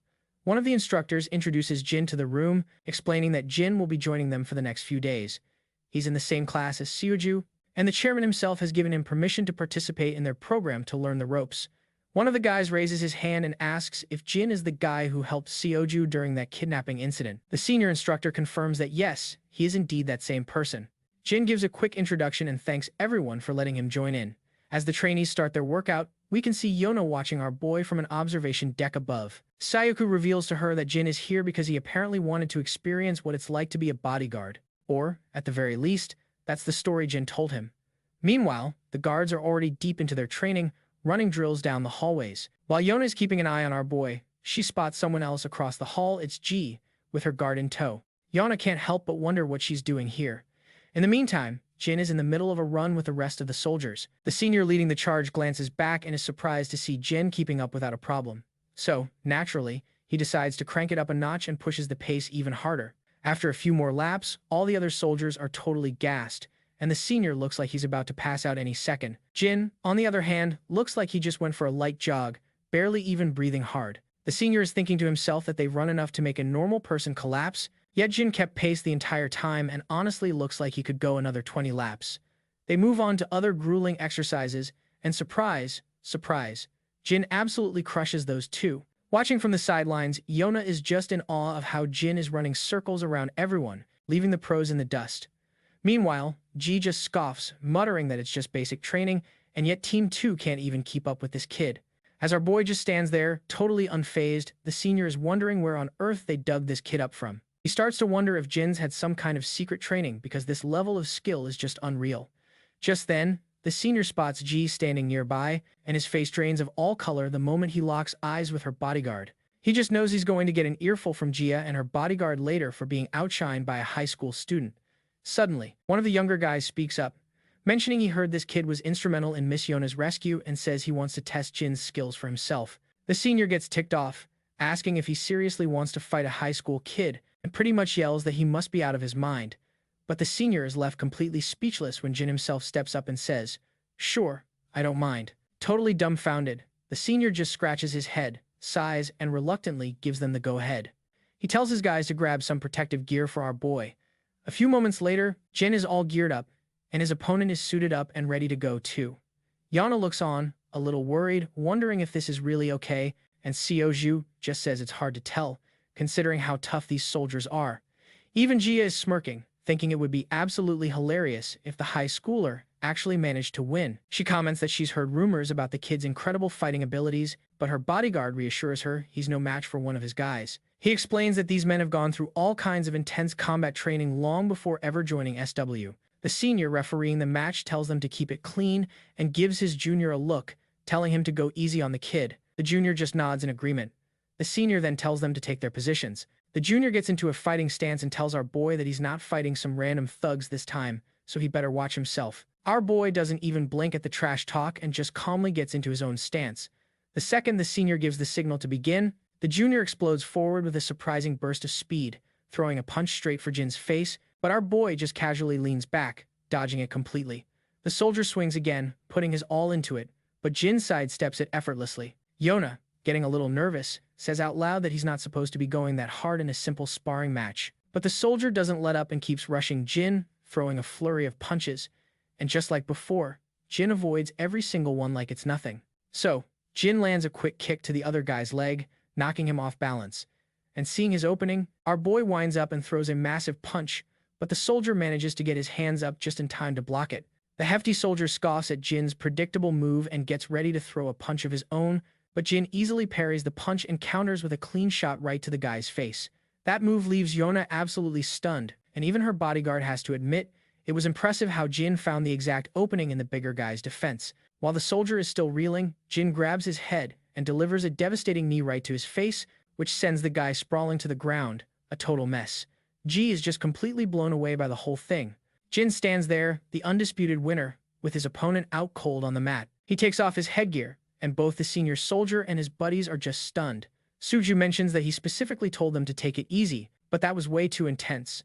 Ji chimes in again, wondering aloud if this kid is actually the 19-year-old he's supposed to be. Meanwhile, her bodyguard is absolutely fuming, since Team 2 is his squad, and he is definitely not happy about watching one of his guys get taken down so easily by a teenager. The other soldiers haul their unconscious buddy out of the ring, while all eyes are still on Jin. At this point, the senior soldier is totally convinced that Jin really did save Yona from those kidnappers. Meanwhile, Ji's bodyguard is shooting daggers at his remaining soldiers. They're all starting to panic, especially the senior, who's sweating bullets because he knows he's in for it now. Just then, another soldier named Baeum Sok Choi raises his hand, wanting to spar with Jin next. The senior tries to stop him, pointing out that they've already lost to a kid once, and he doesn't want them to look even worse. But Baeum Sok is full of confidence and says he's just itching for a match after seeing Jin's skills. The senior argues that they can't just keep sending people at him one after another, but Jin chimes in that he's perfectly fine and not tired at all. He even adds that he hasn't really moved enough to get tired yet. This totally throws everyone for a loop, because he just took down one of their top soldiers, and now he's basically saying he hasn't even broken a sweat.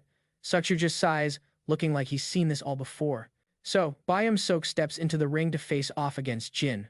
While he's stretching, he casually asks Jin where he learned to fight so well.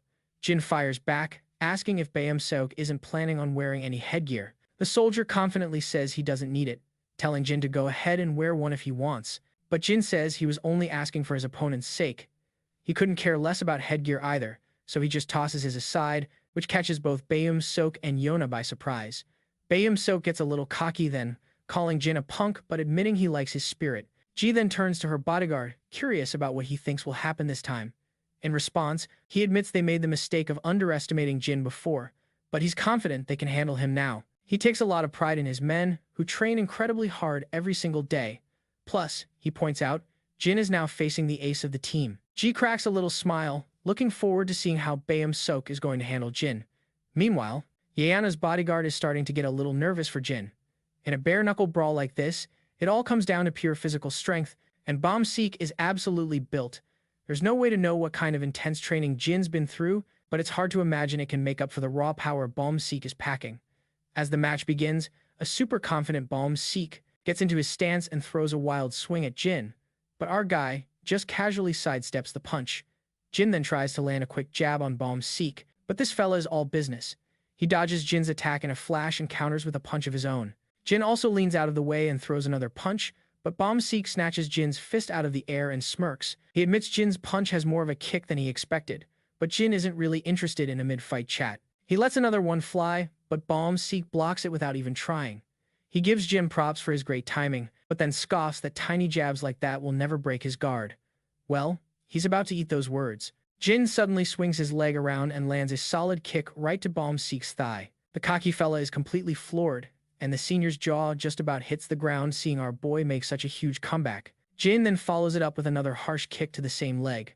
By now, Physique is seeing red and throws a punch out of pure frustration, but Jin calmly settles into his stance and lands a clean uppercut right on Physique's chin, followed by a couple more quick hits that leave the big guy gritting his teeth.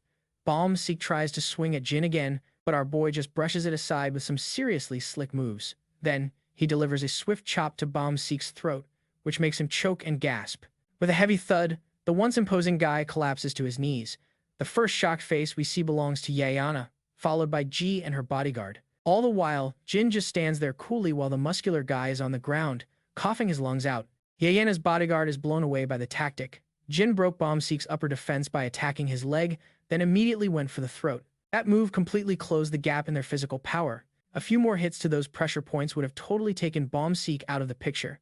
Jin then asks if anybody else wants to go around, but it's pretty clear no one is jumping at the chance. That's when the senior pipes up, telling Jin that you're not supposed to aim for the neck or knees in a friendly sparring match.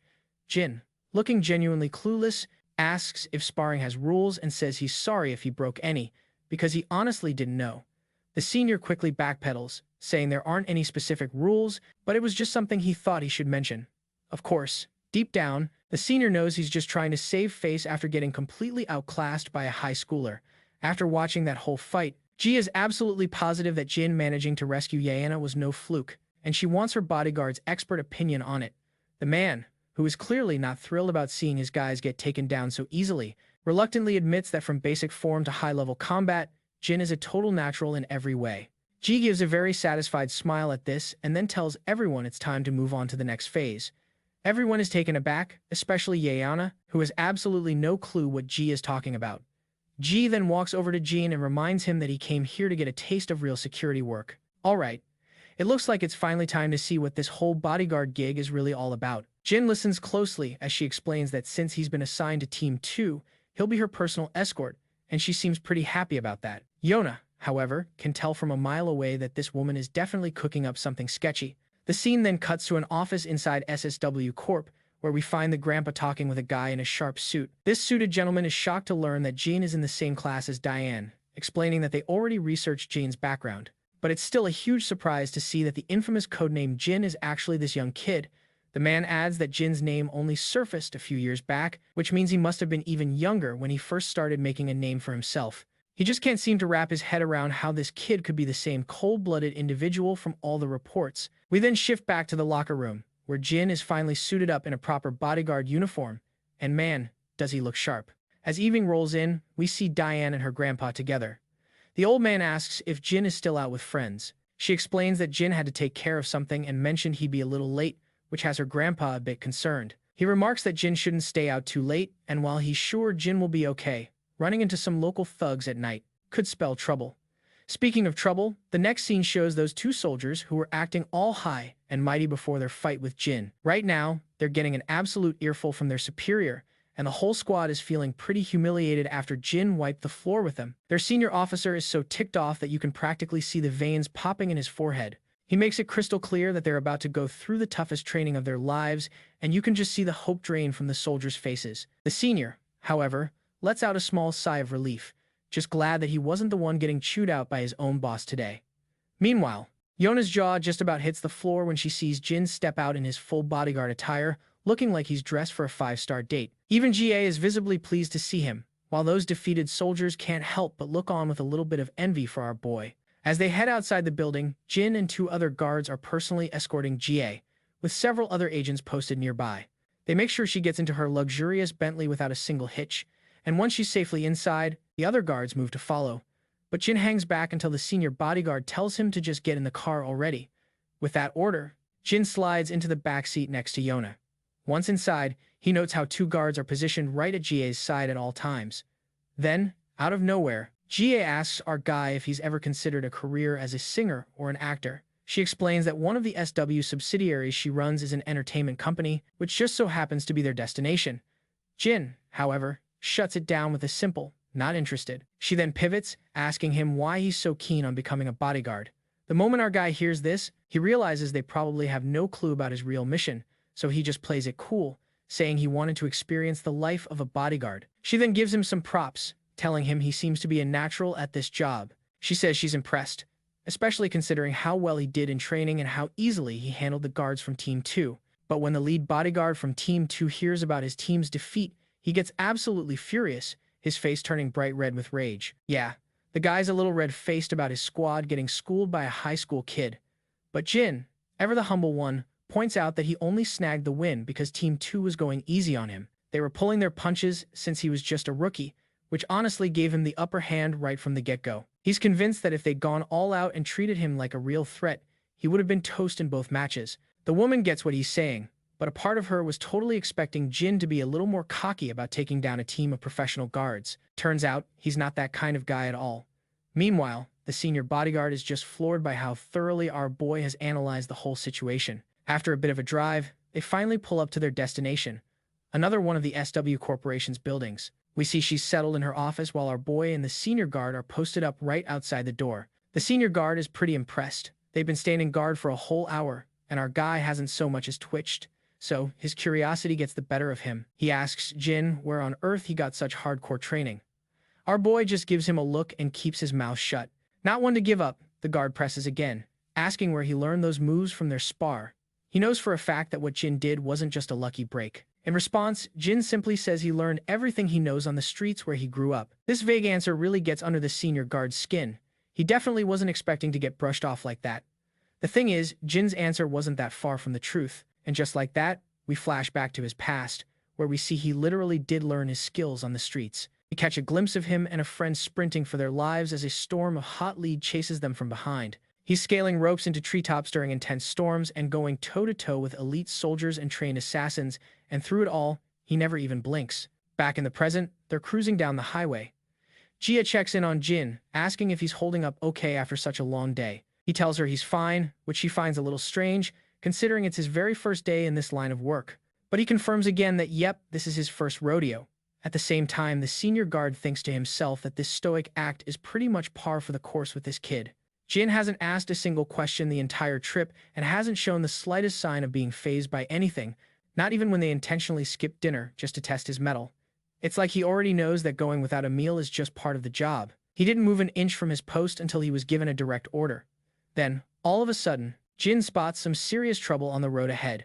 There's a truck barreling towards them, and the driver looks like he's either had a few too many or is about to nod off. It's tough to say for sure, but what is crystal clear is that the truck suddenly swerves out of its lane and makes a beeline right for the car carrying Jin and Jia. The truck screeches across the pavement and slams right into their vehicle. As soon as their car grinds to a halt, the guards from the follow car scramble over. The airbags have all gone off, and the senior guard immediately checks the back, shouting to see if Jia is okay. And what he finds completely blows his mind. Jin has wrapped himself around Jia, shielding her at the last second to protect her from the worst of the impact. The guard is in total disbelief that Jin could move that fast and shield her in the split second before the collision. But then, Jia quickly shoves herself away from Jin, putting some space between them. The other bodyguard immediately scrambles to her side, asking if she's hurt. The rest of the security team quickly huddles up to figure out what just went down. One of the guards reports that the truck driver was definitely under the influence. The junior guard adds that the driver is passed out cold, and they're working on getting him out of the truck now. The head guard starts giving orders, call an ambulance, get the driver, and figure out exactly what happened here. Meanwhile, in the car, Jir looks over at Jin, who's just sitting there calmly. She's a bit shaken up and asks if he's okay. Jin just gives a simple nod, but Jir insists he might be hurt and should really go to the hospital for a checkup. Instead of answering her, Jin just calmly reminds her that she should always buckle up, even in the back seat. This was definitely not the response she was expecting right then, and she's just speechless at his very practical advice. Back at home, Daun is busy whipping up something that smells amazing when Jin walks into the living room and asks if she's making lunch. She explains that she's actually cooking for Grandpa, but she'll save a plate for him, too. Jin points out that Grandpa is already at work, but Daun says she plans to bring it to him, just like she used to do all the time. She admits she hasn't visited since he came back home, so Jin decides to go with her, sealing the plan with a warm smile. Later, in the middle of the city, we see Grandpa having a friendly chat with one of his fellow officers. The officer teases him, asking if he hit the lottery or something, because he's been in such a great mood since coming back from vacation. Grandpa just gives him a puzzled look and asks what he means. His friend just points out that he seems exceptionally happy lately. Grandpa is still a little confused by the teasing, and his buddy adds that the folks in apartment 703 just dropped off some snacks for everyone. He tells Grandpa to swing by for some after his shift. Grandpa agrees, saying he'll pop over after he's done sorting the recycling. As the old man starts compressing the recyclables into the bins, he thinks to himself that maybe his joy about Jin's return has been a little too obvious if everyone is starting to notice. Suddenly, a commotion catches his attention. He sees some punk in a sports car slam on his brakes and jump out right in the middle of the street. The driver behind him lays on the horn, telling him to move. But this cocky guy just gets out of his car, holding 2 empty paper cups with a smug look on his face. He yells at the other driver to take it easy, saying he'll just be a second to toss the cups. The other man is clearly intimidated by the guy's aggressive attitude. The punk saunters over to Grandpa and tries to drop the 2 cups into the bin, but he's so lazy about it that they miss entirely and just fall onto the ground, creating more work for Grandpa. The old man just sighs and picks up the trash. Meanwhile, the guy's girlfriend yells from the car, telling her boyfriend to throw out their other bag of trash, too. He grabs it with an annoyed look and just hurls it from a distance, not even bothering to walk the few feet to the bin. Of course, Grandpa ends up having to clean up the mess left by the charming couple. The jerk peels out in his car, and just as Grandpa is putting the last of the garbage where it belongs, he hears a voice he knows and turns around to see his kids coming to visit. Grandpa is obviously thrilled to see them, but he still asks what they're doing all the way out there. They happily reveal they brought him lunch. He immediately insists they shouldn't have bothered, telling them he can always just grab something to eat nearby. Dan spots Grandpa tackling the recycling and totally gets it better to handle it now before it turns into a mountain. The ever-charming Diane offers to lend a hand, but Grandpa quickly insists she shouldn't get her nice clothes all messy. Diane, however, just waves off his concern, saying a little dirt is nothing a washing machine can't fix. And just like that, they start sorting everything, while our hero stands back, soaking in the moment and just beaming to be there with his family. After a little while, we catch a couple of girls nearby, blushing as they sneak glances in a certain direction. It's a safe bet they're admiring our guy's good looks. Then, in the background, we see none other than Mr. Cha and his right-hand man. They've just been released from the hospital and are walking out of their apartment when suddenly, Mr. Cha stops dead in his tracks. He sees our boy sorting recyclables and is completely baffled about what on earth he's doing there. Cha's lackey recognizes the older gentleman, realizing it's the same grandpa they met when they went to pick up the kid. Hearing that, the light bulb goes off for Cha. He pieces it all together and figures the girl with them must be our hero's sister. Seeing our guy with such a genuine, warm smile is a real surprise for Cha. He's fascinated that the kid even knows how to smile. And for the first time, Cha can see that he really does just look like a normal teenager. The lackey suggests they pop over and say hello, but Cha immediately shoots that idea down, admitting that guys like them usually just ruin these kinds of moments. Instead, he decides they should just go grab something to eat. The scene then shifts to the sweet family having lunch together in the park, all three of them just having a wonderful time. They're eating and chatting away happily. After they're done, Dan waves goodbye, and they all head on their way as evening starts to set in. Grandpa finishes up his duties for the day too, and starts walking home with a pleasant smile on his face. That's when he notices that same Corvette he saw earlier in the afternoon, the one belonging to that thug who was causing a scene. The old man approaches the guy and politely reminds him that he can't park there, as it blocks the entrance and is a safety hazard for the children. So, he kindly suggests using the parking lot instead. The thug just sneers, asking why he should listen to some old-timer. He makes it perfectly clear he'll park his car wherever he wants. The old man tries to reason with him, but the blonde woman with the thug jumps in, threatening him and asking if he's trying to get himself fired from his guard job. Grandpa keeps his cool, maintaining his smile, and calmly explains that because he's paid by the residents, it's his job to ask them to move to avoid bothering others. The thug just scoffs, saying there's no way he's parking in that tiny lot. What if another car scratches his? Who's going to pay for the damages then? Grandpa is left a bit speechless, and the blonde woman sneers, saying she doubts an old man like him could even afford to fix a scratch on it. That's when Mr. Cha's lackey shows up. He grabs the thug by the collar from behind. In a voice that could freeze fire, he asks if the guy was raised in a barn and has no manners when talking to his elders. The punk groans in pain, demanding to know who the heck just grabbed him. Cha's lackey leans in with an expression so intense it could curdle milk and simply asks, "Why do you need to know?" The thug is absolutely petrified by the death stare he's getting. The lackey shoves the guy towards his car and tells him to shut his mouth and move it. Now, he makes it crystal clear that if he ever catches them giving this gentleman a hard time again, he's going to introduce them both to a whole new world of pain. That lovely couple quickly jumps into their car and peels out of there, leaving Cha's lackey to smile at the old man and ask if he's okay. Grandpa, a little taken aback, isn't quite sure what to say and just manages a simple, "Thank you." The guy then mentions that he's a friend of Jin's and happened to see them working together earlier in the day. Suddenly, it clicks for Grandpa, who remembers this is the same man who visited their home looking for Jin one time. The scene then hops over to Mr. Cha's headquarters, where the lackey is catching up with his boss, who's in a surprisingly good mood for a guy with a busted hand. He's just happy he can still hold a drink with his good hand, while his subordinate reports that if he hadn't stepped in, Grandpa would have been in for it with that punk. Cha just laughs and gives his buddy a nod for a job well done, remarking on how out of line kids are these days. Just then, Jin bursts through the door, and let me tell you, the look on his face is absolutely bone-chilling. Cha starts pouring sweat because our boy looking this serious is the last thing he ever wanted to see. He nervously asks Jin why he's giving them that death glare. Oh, and by the way, we've been calling this guy Cha's lackey, but he really needs a proper name, don't you think? From now on, let's call him Muscleman. Anyway, Jin whips out his phone and flashes a selfie that Muscleman took with Grandpa. See, Grandpa had mentioned to our boy that one of his friends lived in the very apartment complex where he works. Muscleman starts to blush, looking both proud and a little embarrassed by the photo. Jin, on the other hand, is completely livid and demands to know if this picture is supposed to be some kind of threat. Chaw and Muscleman are absolutely terrified, realizing Jin has gotten the completely wrong idea, and getting on our MC's bad side is not on their to-do list.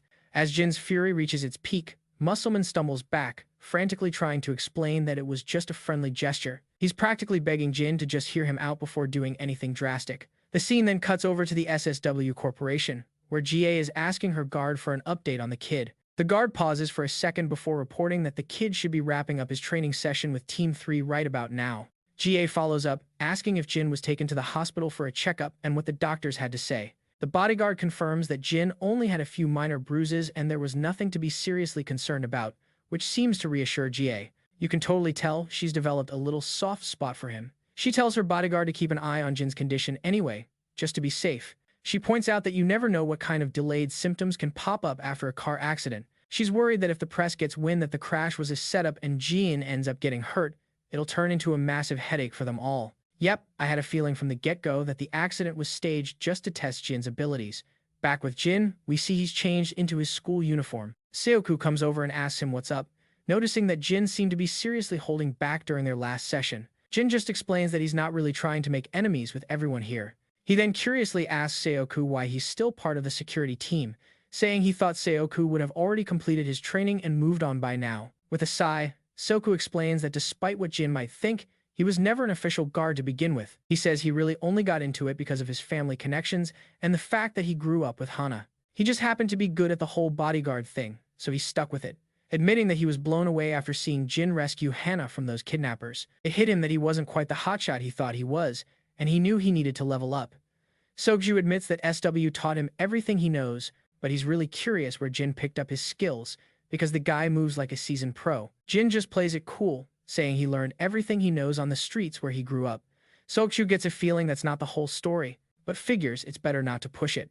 After they finish up in the men's locker room and walk out, they find Yana standing right there, clearly listening in. Jin doesn't even bat an eye and just keeps walking, but Yana quickly pipes up, asking if he isn't planning on doing some more fieldwork today. Jin just looks confused, and Yana blushes a little as she explains that she thought it'd be a good excuse to hang out and that it wouldn't take up much time. Jin stays completely silent, and both her personal guard and Seokju don't say a word either after hearing her slightly odd request.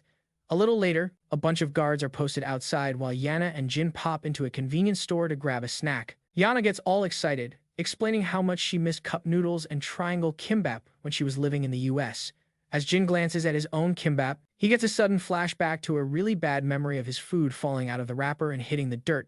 Seokju, on the other hand, looks a bit thrown by the humble spot they've picked for a meal. Yana notices and asks Jin, "Hey, aren't you going to eat?" Our boy replies that he really shouldn't be eating with her, considering he's supposed to be her bodyguard. Yana is a bit taken aback by this, so Seokju quickly jumps in to clarify that Team 3 is on escort duty right now, and their job is to blend in as her companions while keeping a close watch. Yana gives them a charming smile, agrees completely, and tells everyone to just relax and eat up. Meanwhile, Seokju pieces it together, realizing Yana must have picked the convenience store near his home on purpose, knowing he'd say no if she suggested a fancier place. Yana then changes the subject to the accident that happened when Jin was escorting Jae, asking him if he's alright. Jin says he's fine, his eyes still glued to the triangle kimbap in its plastic wrapper. Yana then asks if Jae gave him a hard time, pointing out that Jae is famous for being super demanding and harsh.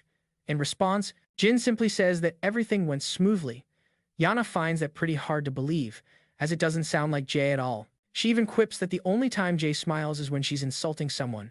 As they're talking, Jin looks at Yana's friendly and open personality and finds himself getting lost in his memories again. He pictures her father, looking utterly exhausted and injured, while Jin himself was panting, gun in hand, scanning for enemies.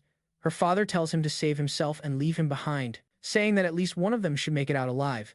He adds that he's on borrowed time anyway, and even if he was saved today, he wouldn't live for much longer. He tells Jin not to feel bad about leaving an injured man, because he's just glad Jin stuck around to help when everyone else bailed. The father's only regret is not being able to see his daughter's face one last time before he passes. Jin tells him to cut the depressing talk, insisting that since he's still alive, he needs to get on his feet and go see his daughter.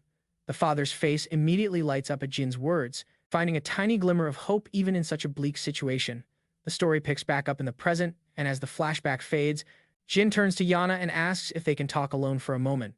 The question totally catches her off guard, and she just repeats it back to him. He asks if Jin means, like, a private chat, just for the two of them. Jin gives him the nod, so Sayoku, ever the gentleman, decides to make himself scarce, saying he'll give them some privacy.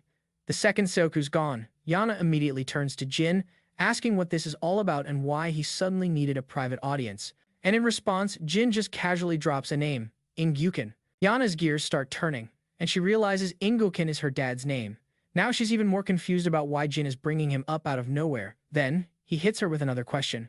What was your father like? Yana just gives him this baffled look, clearly trying to figure out where in the world he's going with this line of questioning. She lets out a little sigh and explains that, well, her father was a really busy guy who was always working overseas. She admits they weren't super close, mainly because they hardly ever saw each other. She continues, telling Jin how her father got sick and the doctors basically told him he was on borrowed time. But even with that grim news, he just kept right on working and eventually collapsed while he was still abroad. To this day, she still can't wrap her head around why someone would spend their final days buried in work instead of with the people they love. She was actually on her way to go see him, since he wasn't well enough to fly home, but he passed away before she could get there. She lays it all out, explaining that her dad basically worked himself into an early grave, never getting that one last moment with his daughter. And if she's being totally honest, she admits a part of her still holds a grudge against him for it. She still has no clue why Jin is digging into all this, but she says the only reason she's even talking about it is because our hero saved her from those creeps who snatched her up. Suddenly, Jin's mind flashes back to that construction site, and he's hearing her father's voice again. Her dad is explaining that he's doing all of this because he genuinely wants to help. And, being a parent himself, he felt like he had to do something for these kids.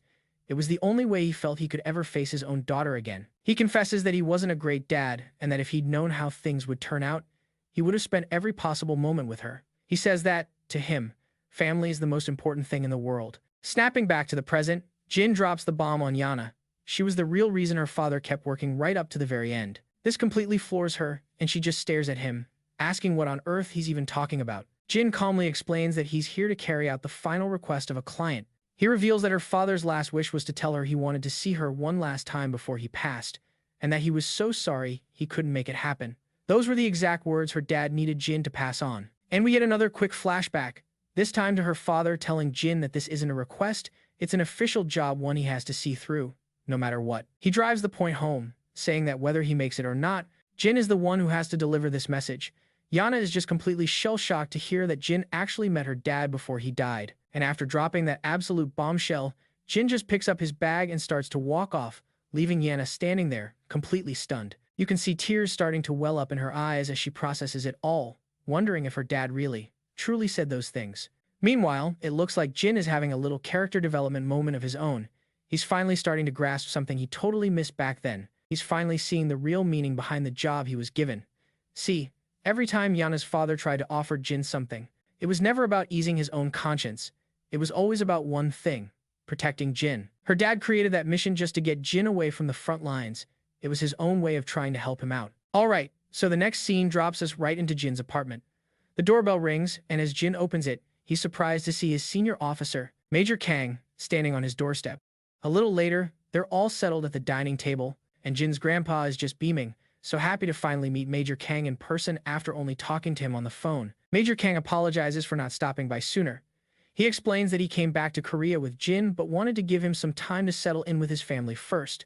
Grandpa is surprised to hear the Major has been in Korea this whole time and says he's been really eager to thank him properly. He mentions how completely shocked he was when he learned about everything Major Kang did for Jin. See, before, Grandpa had just assumed Kang was some guy from the embassy, not the actual person who brought his grandson home. Major Kang just smiles and points out that, to be fair, they wouldn't have made it back without Jin's help either. And he's not just being modest. Kang remembers how Jin pretty much pulled them out of an impossible situation, something he'll always be grateful for. Grandpa, however, respectfully insists that Jin probably never would have returned home if it weren't for Major Kang. He acknowledges it's a bit late, but he sincerely thanks Kang again for everything he's done. This makes Major Kang get a little flustered, and he starts waving it off, saying there's absolutely no need for thanks. Still, Grandpa's curiosity gets the best of him, and he asks how a military officer ended up meeting Jin in the first place. Major Kang seems a bit stumped for a second, but he quickly gathers his thoughts and explains that Jin worked as their guide during an overseas deployment. He tells them Jin got them out of a really tight spot,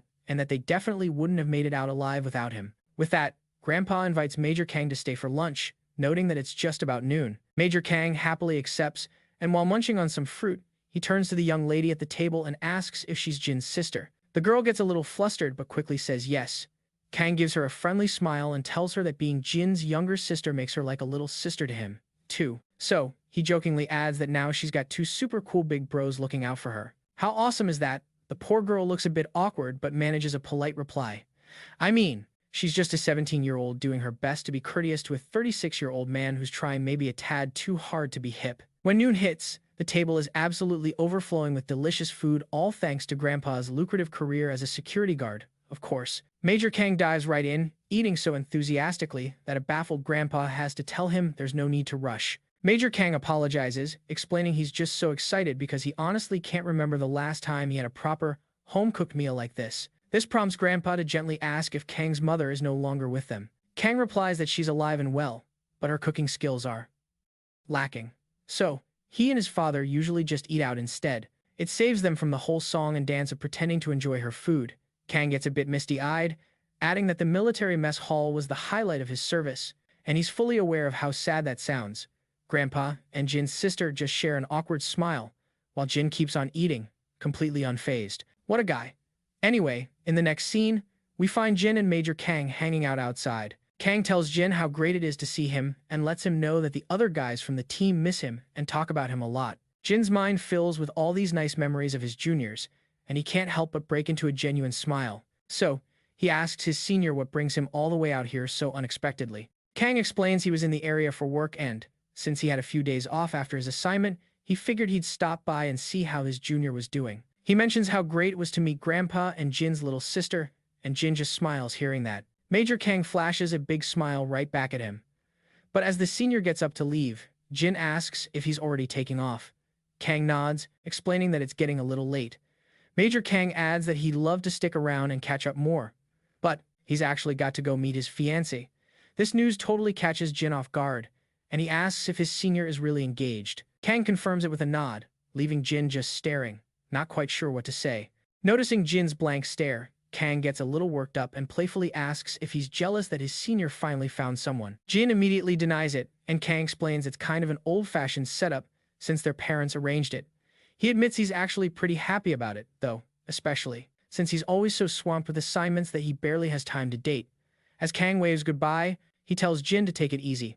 But right as he's about to head out the door, Kang stops and calls back to Jin. Our guy quickly answers, and Kang cryptically asks him if he's found the answers he was searching for. To give us some context, the scene flashes back to a time when Jin had asked his senior what family is really all about. Back then, Kang found the question surprisingly tough to answer and just stayed quiet. Back in the present, Jin admits he still doesn't totally get what a family is, but he thinks he's starting to figure it out. Kang seems genuinely happy to hear that and gives Jin a warm goodbye.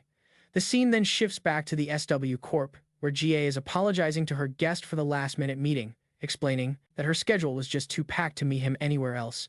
Well, and, to everyone's surprise, her visitor is none other than Major Kang himself.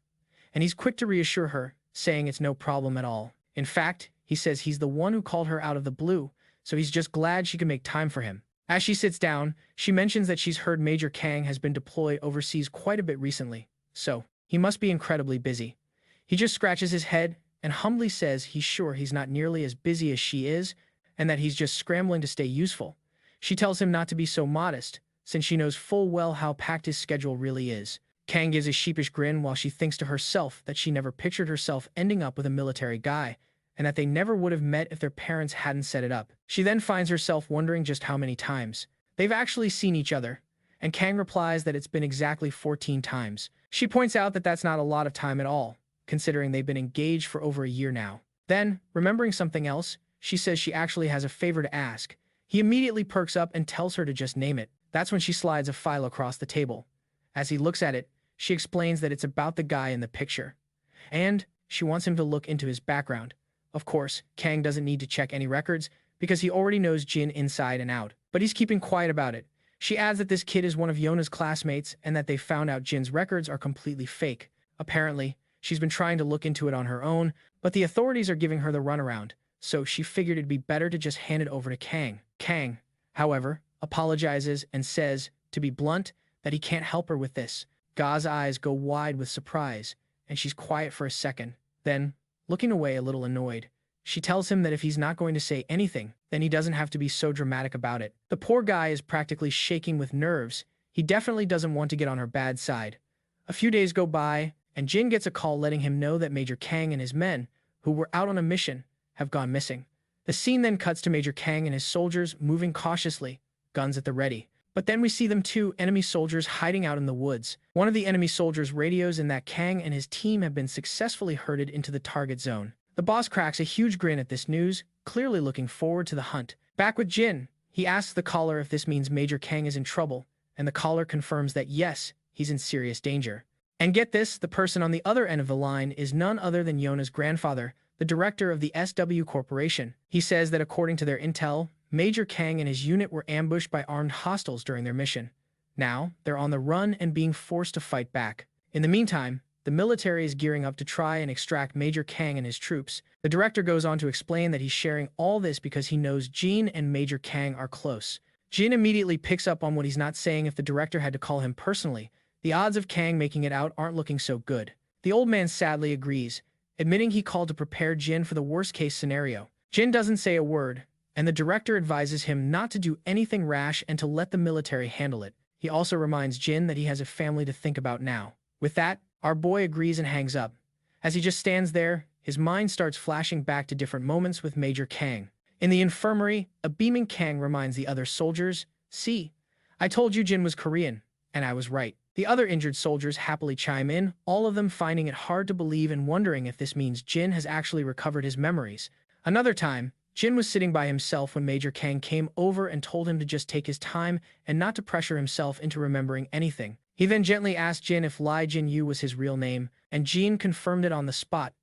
In another memory, Jin and his buddies are in the game room, just getting absolutely wrecked and struggling to win a single match. The vibe is a funny mix of cheerful frustration and total despair as they keep losing over and over again. In one especially clear memory, Major Kang bursts into the room, totally hyped, and blurts out to Jin that they found his family. He explains that they found out Jin has a grandfather and a younger sister. Our boy just stays quiet, not looking particularly surprised, but all his other friends are ecstatic for him. They're all smiles as they rush to congratulate him, and everyone's happy for him, thinking he can finally get back to a normal life. But right now, Jin is feeling pretty down about the news on Major Kang. He's just lost in thought until Daun calls him for dinner, and Grandpa chimes in, telling him to hustle before the food gets cold. So, Jin finally comes out of his room but just stands there without a word. Everyone else is a bit confused by how quiet he is, asking if he's going to sit down. That seems to snap Jin out of it, and he eagerly plops down right next to his sister. As they all get settled, Grandpa mentions that the other guards are pretty jealous. His grandkids actually come to eat with him. Daun thinks that's a little weird, assuming all kids visit their grandparents. But, unfortunately, the old man explains that's just not how it is, and none of the other grandkids stop by nearly as often as she does. Daun is pleasantly surprised by this and excitedly declares she'll visit again soon with lunchboxes. Meanwhile, Jin isn't really vibing with a cheerful mood. He suddenly calls out to his grandpa, who asks him what's on his mind. Jin asks his grandpa what he thinks about helping someone who once helped you. The old man ponders it for a second and says there's really no simple answer to that. He says it all depends on the kind of help you received and what you can do to help them in return. What is clear, though, is that the person who helped you likely had a lot more to lose and wasn't expecting anything back when they did it. He goes on to explain that you can't really put a price on a kind deed, and eventually, Jin will find himself in a situation where he'll need to repay someone for their kindness. All in all, he says, if you can't help someone completely, you should at least do your absolute best to return the favor. After his little heartfelt speech, Grandpa gets a bit embarrassed and apologizes if he rambled on, admitting he's not always the best with words. Jin just replies that he understood perfectly and that he's genuinely glad to have someone like his grandpa in his life. The old man seems a little taken aback by all the sudden praise, but he thanks his grandson, saying his words mean a lot to him. Then, all of a sudden, Daun notices her brother is looking right at her, and Jin tells her he's really glad to have a sister like her, too. Daun just freezes for a second, and then turns bright red. She's clearly not used to getting so many compliments at once. Later on, when Jin gets back to his room, he contacts his senior to let him know he's going to help Major Kang and asks him to please make whatever arrangements are necessary. It seems like the director isn't totally sold on the idea of sending our boy into the fray, but it looks like his hands are tied. The scene then cuts back to the woods, where we see a totally exhausted Major Kang gasping for air. He tells everyone to take a short break and then orders one of the soldiers, Kun, to scan the perimeter, while Jiao and Suchil are sent to scout how close the enemy is. That's when one of the other soldiers speaks up, pointing out that everyone is running on fumes and that Guang Sik has lost a lot of blood. But their senior officer just replies that they have to push on to the next checkpoint to wait for rescue. The soldier questions if they can even make it that far, since they're almost out of rations. You can see the senior getting frustrated, gritting his teeth, and then the scene cuts over to the enemy base, where a soldier is reporting to the boss that Kang's party is just about ready to give up. The big boss seems pretty impressed they held out this long, and he even admits his own side would have taken a much bigger hit if Kang's crew wasn't so busy playing bodyguard for all those civilians. On top of that, Major Kang is on completely unfamiliar turf, which gives this eye patch-wearing dude a serious home field advantage. But then, all of a sudden, something starts throbbing underneath that eye patch of his, and he gets super agitated as a flash of our hero's face pops into his head. Looks like we know who to thank for that fashion accessory. Anyway, cut to a plane soaring through the sky, and who do we see inside? Our boy, all decked out in his military gear, with his weapon at the ready. You can just tell he knows this place like the back of his hand. You see, this region is known as Gran, which just so happens to be one of Jin's old stomping grounds from his mercenary days. Right before he hopped on this flight, the director's assistant gave him the lowdown. Major Kang's team was sent in to pull out a group of researchers, who were out there collecting data on local minerals. The rescue was going off without a hitch, but then they got jumped by some mysterious armed group. The assistant also confirmed that they gathered all the special gear our guy asked for, and that the militaries of both countries were on board to help get him into the area safely. And for the final send-off, the director himself had one last question for our hero. Was he absolutely sure about this? Jian's answer was a quick and firm yes, and just like that, we're back on the plane as sirens start wailing, signaling they've hit the drop zone. It's officially go time for our hero. And then, we cut back to school, where a lecture is droning on as usual. Our favorite wannabe tough guys are, of course, completely zoned out, while the ever-diligent young Chan is scribbling away. Yona, meanwhile, seems a little worried, wondering where Jin is and why he hasn't answered her texts.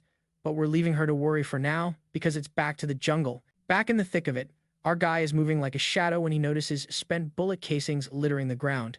He quickly scans his surroundings and realizes Major Kang never made it to the second rally point. But from the looks of the firefight that happened here, he figures the Major probably had to skip straight to the third one. Elsewhere in these same woods, all heck is breaking loose as soldiers trade a storm of bullets. Major Kang is desperately trying to reload as the enemy lays down non-stop suppressive fire. And to make matters worse, one of the hostiles is pointing an RPG right at them. For a split second, Kang's eyes go wide, but he snaps out of it instantly, raises his rifle, and takes aim at the rocket-toting soldier. He pulls the trigger, landing a perfect shot right on the guy's noggin. And then, for some bizarre reason, the RPG he was holding detonates, unleashing a massive explosion that sends shrapnel flying everywhere. A whole bunch of enemy soldiers get caught in the blast, and Kang's squad uses the chaos to keep the pressure on. After the dust settles and the last of the attackers are down, the ones who were hanging back seem to lose their nerve and decide to fall back. Kang immediately calls for a status check. A soldier reports back that miraculously, none of their guys were hit, but there's a problem. They're getting dangerously low on ammo. It's touch and go whether they have enough for another firefight. Kang grimaces and asks for the distance to the next rally point. The soldier replies it's about 8 kilometers to the southwest and estimates it'll take them 3 hours and 20 minutes to get there. That's the last thing Kang wanted to hear. Trying to cover that kind of distance on foot, with civilians and wounded soldiers in tow, through a jungle this thick, that's going to be a nightmare. One of the soldiers also points out that the enemy seems to be playing a game of hit and run instead of just charging in for a full-scale attack. Kang has to grit his teeth, realizing the enemy's entire game plan is to just wear them down right from the very start. What's worse, they're willing to sacrifice as many of their own guys as it takes to get the job done. He notes that these men aren't fighting like trained soldiers, but are being used like pawns by someone who's a real master of strategy. The attacks seemed completely random at first, but after a few clashes, Kang started to see the bigger picture. Their constant pressure forced him to fall back from the first foothold to the second, and now they're pushing him out of that second safe spot as well. On top of that, the enemy is chasing them down like they know this path like the back of their hand. His only real option now is to dig in at the third foothold and hope the rescue team shows up in time. Come what may, Kang is determined to get his men home safely. Meanwhile, back at the enemy's little base camp, a soldier reports to his boss that their targets are moving exactly as predicted, and he's already got troops in place to cut them off. The man with the eye patch just grins, not even a little surprised by this news. After all, It's not like our heroes had a lot of other routes to choose from. Suddenly, a mercenary bursts right into the tent, demanding to know how many more of his men have to be needlessly lost. He wants to know why the eye patch guy won't just let them charge in with everything they've got instead of making them attack only to retreat. The eye patch leader then gives this mercenary a look that could freeze fire, causing the guy to start trembling and immediately shut his mouth. The leader's whole vibe gets incredibly intimidating as he explains that they're up against a highly experienced special forces unit and that charging at them head-on would have already gotten their entire army completely wiped out, leaving them with no one left to fight and no ground to stand on. But then, the eye patch man's creepy smile returns, and he's back to his old self. He assures his mercenary friend that from this point forward, none of his concerns are going to matter anymore. Following those chilling words, someone promptly takes the poor guy out of the picture for good, and he drops to the ground. Well, I guess he was right, the guy definitely won't have to worry about a thing from now on. The leader steps out of his tent, and we see that the other members of that mercenaries group have also been rounded up. He finally gives the green light to go and hunt down Major Kang and his team, but not before ordering his soldiers to take care of these useless fools before they head out. A while later, we catch up with Kang's party, and they all look completely exhausted. One of the soldiers mentions they've covered about half the distance and will definitely make it to the foothold if they can keep this pace. Kang, however, decides they should stay on high alert and slow down just a little. You see, the enemy knows this area inside and out, but they don't. And it's become painfully obvious that their pursuers know the exact path they're taking. Back with our eye patch wearing villain, he is practically buzzing with joy. He's totally savoring the hunt and can't wait for the moment he finally captures his prey, right when they start to think they've actually managed to escape. He can hardly contain his excitement, just imagining the looks on their faces when they realize they've been played from the very start. He's so ecstatic that he tells his soldiers to let everyone know their prey will be arriving very soon. Meanwhile, Kang and his squad are making their way through the area when they stumble upon the grim aftermath of the mercenaries' little uprising. Every last one of them is down for the count, leaving Kang completely baffled with no idea what's going on. It looks like our boy was the one responsible for taking out all those soldiers. Back at the enemy base, a soldier has to break some not-so-great news to the leader. Apparently, the Alpha unit was supposed to be setting the ambush, but they've gone completely radio silent. The boss is, understandably, pretty shocked. He's demanding to know how that's even possible. A soldier explains that they've tried reaching the Alpha unit multiple times, but they've had no luck. The man with the eye patch grinds his teeth, clearly frustrated, and angrily asks about the Delta unit, wanting to know if they're right behind the Alpha unit. The soldier replies that the Delta unit is closing in on the target, with about 2 kilometers to go.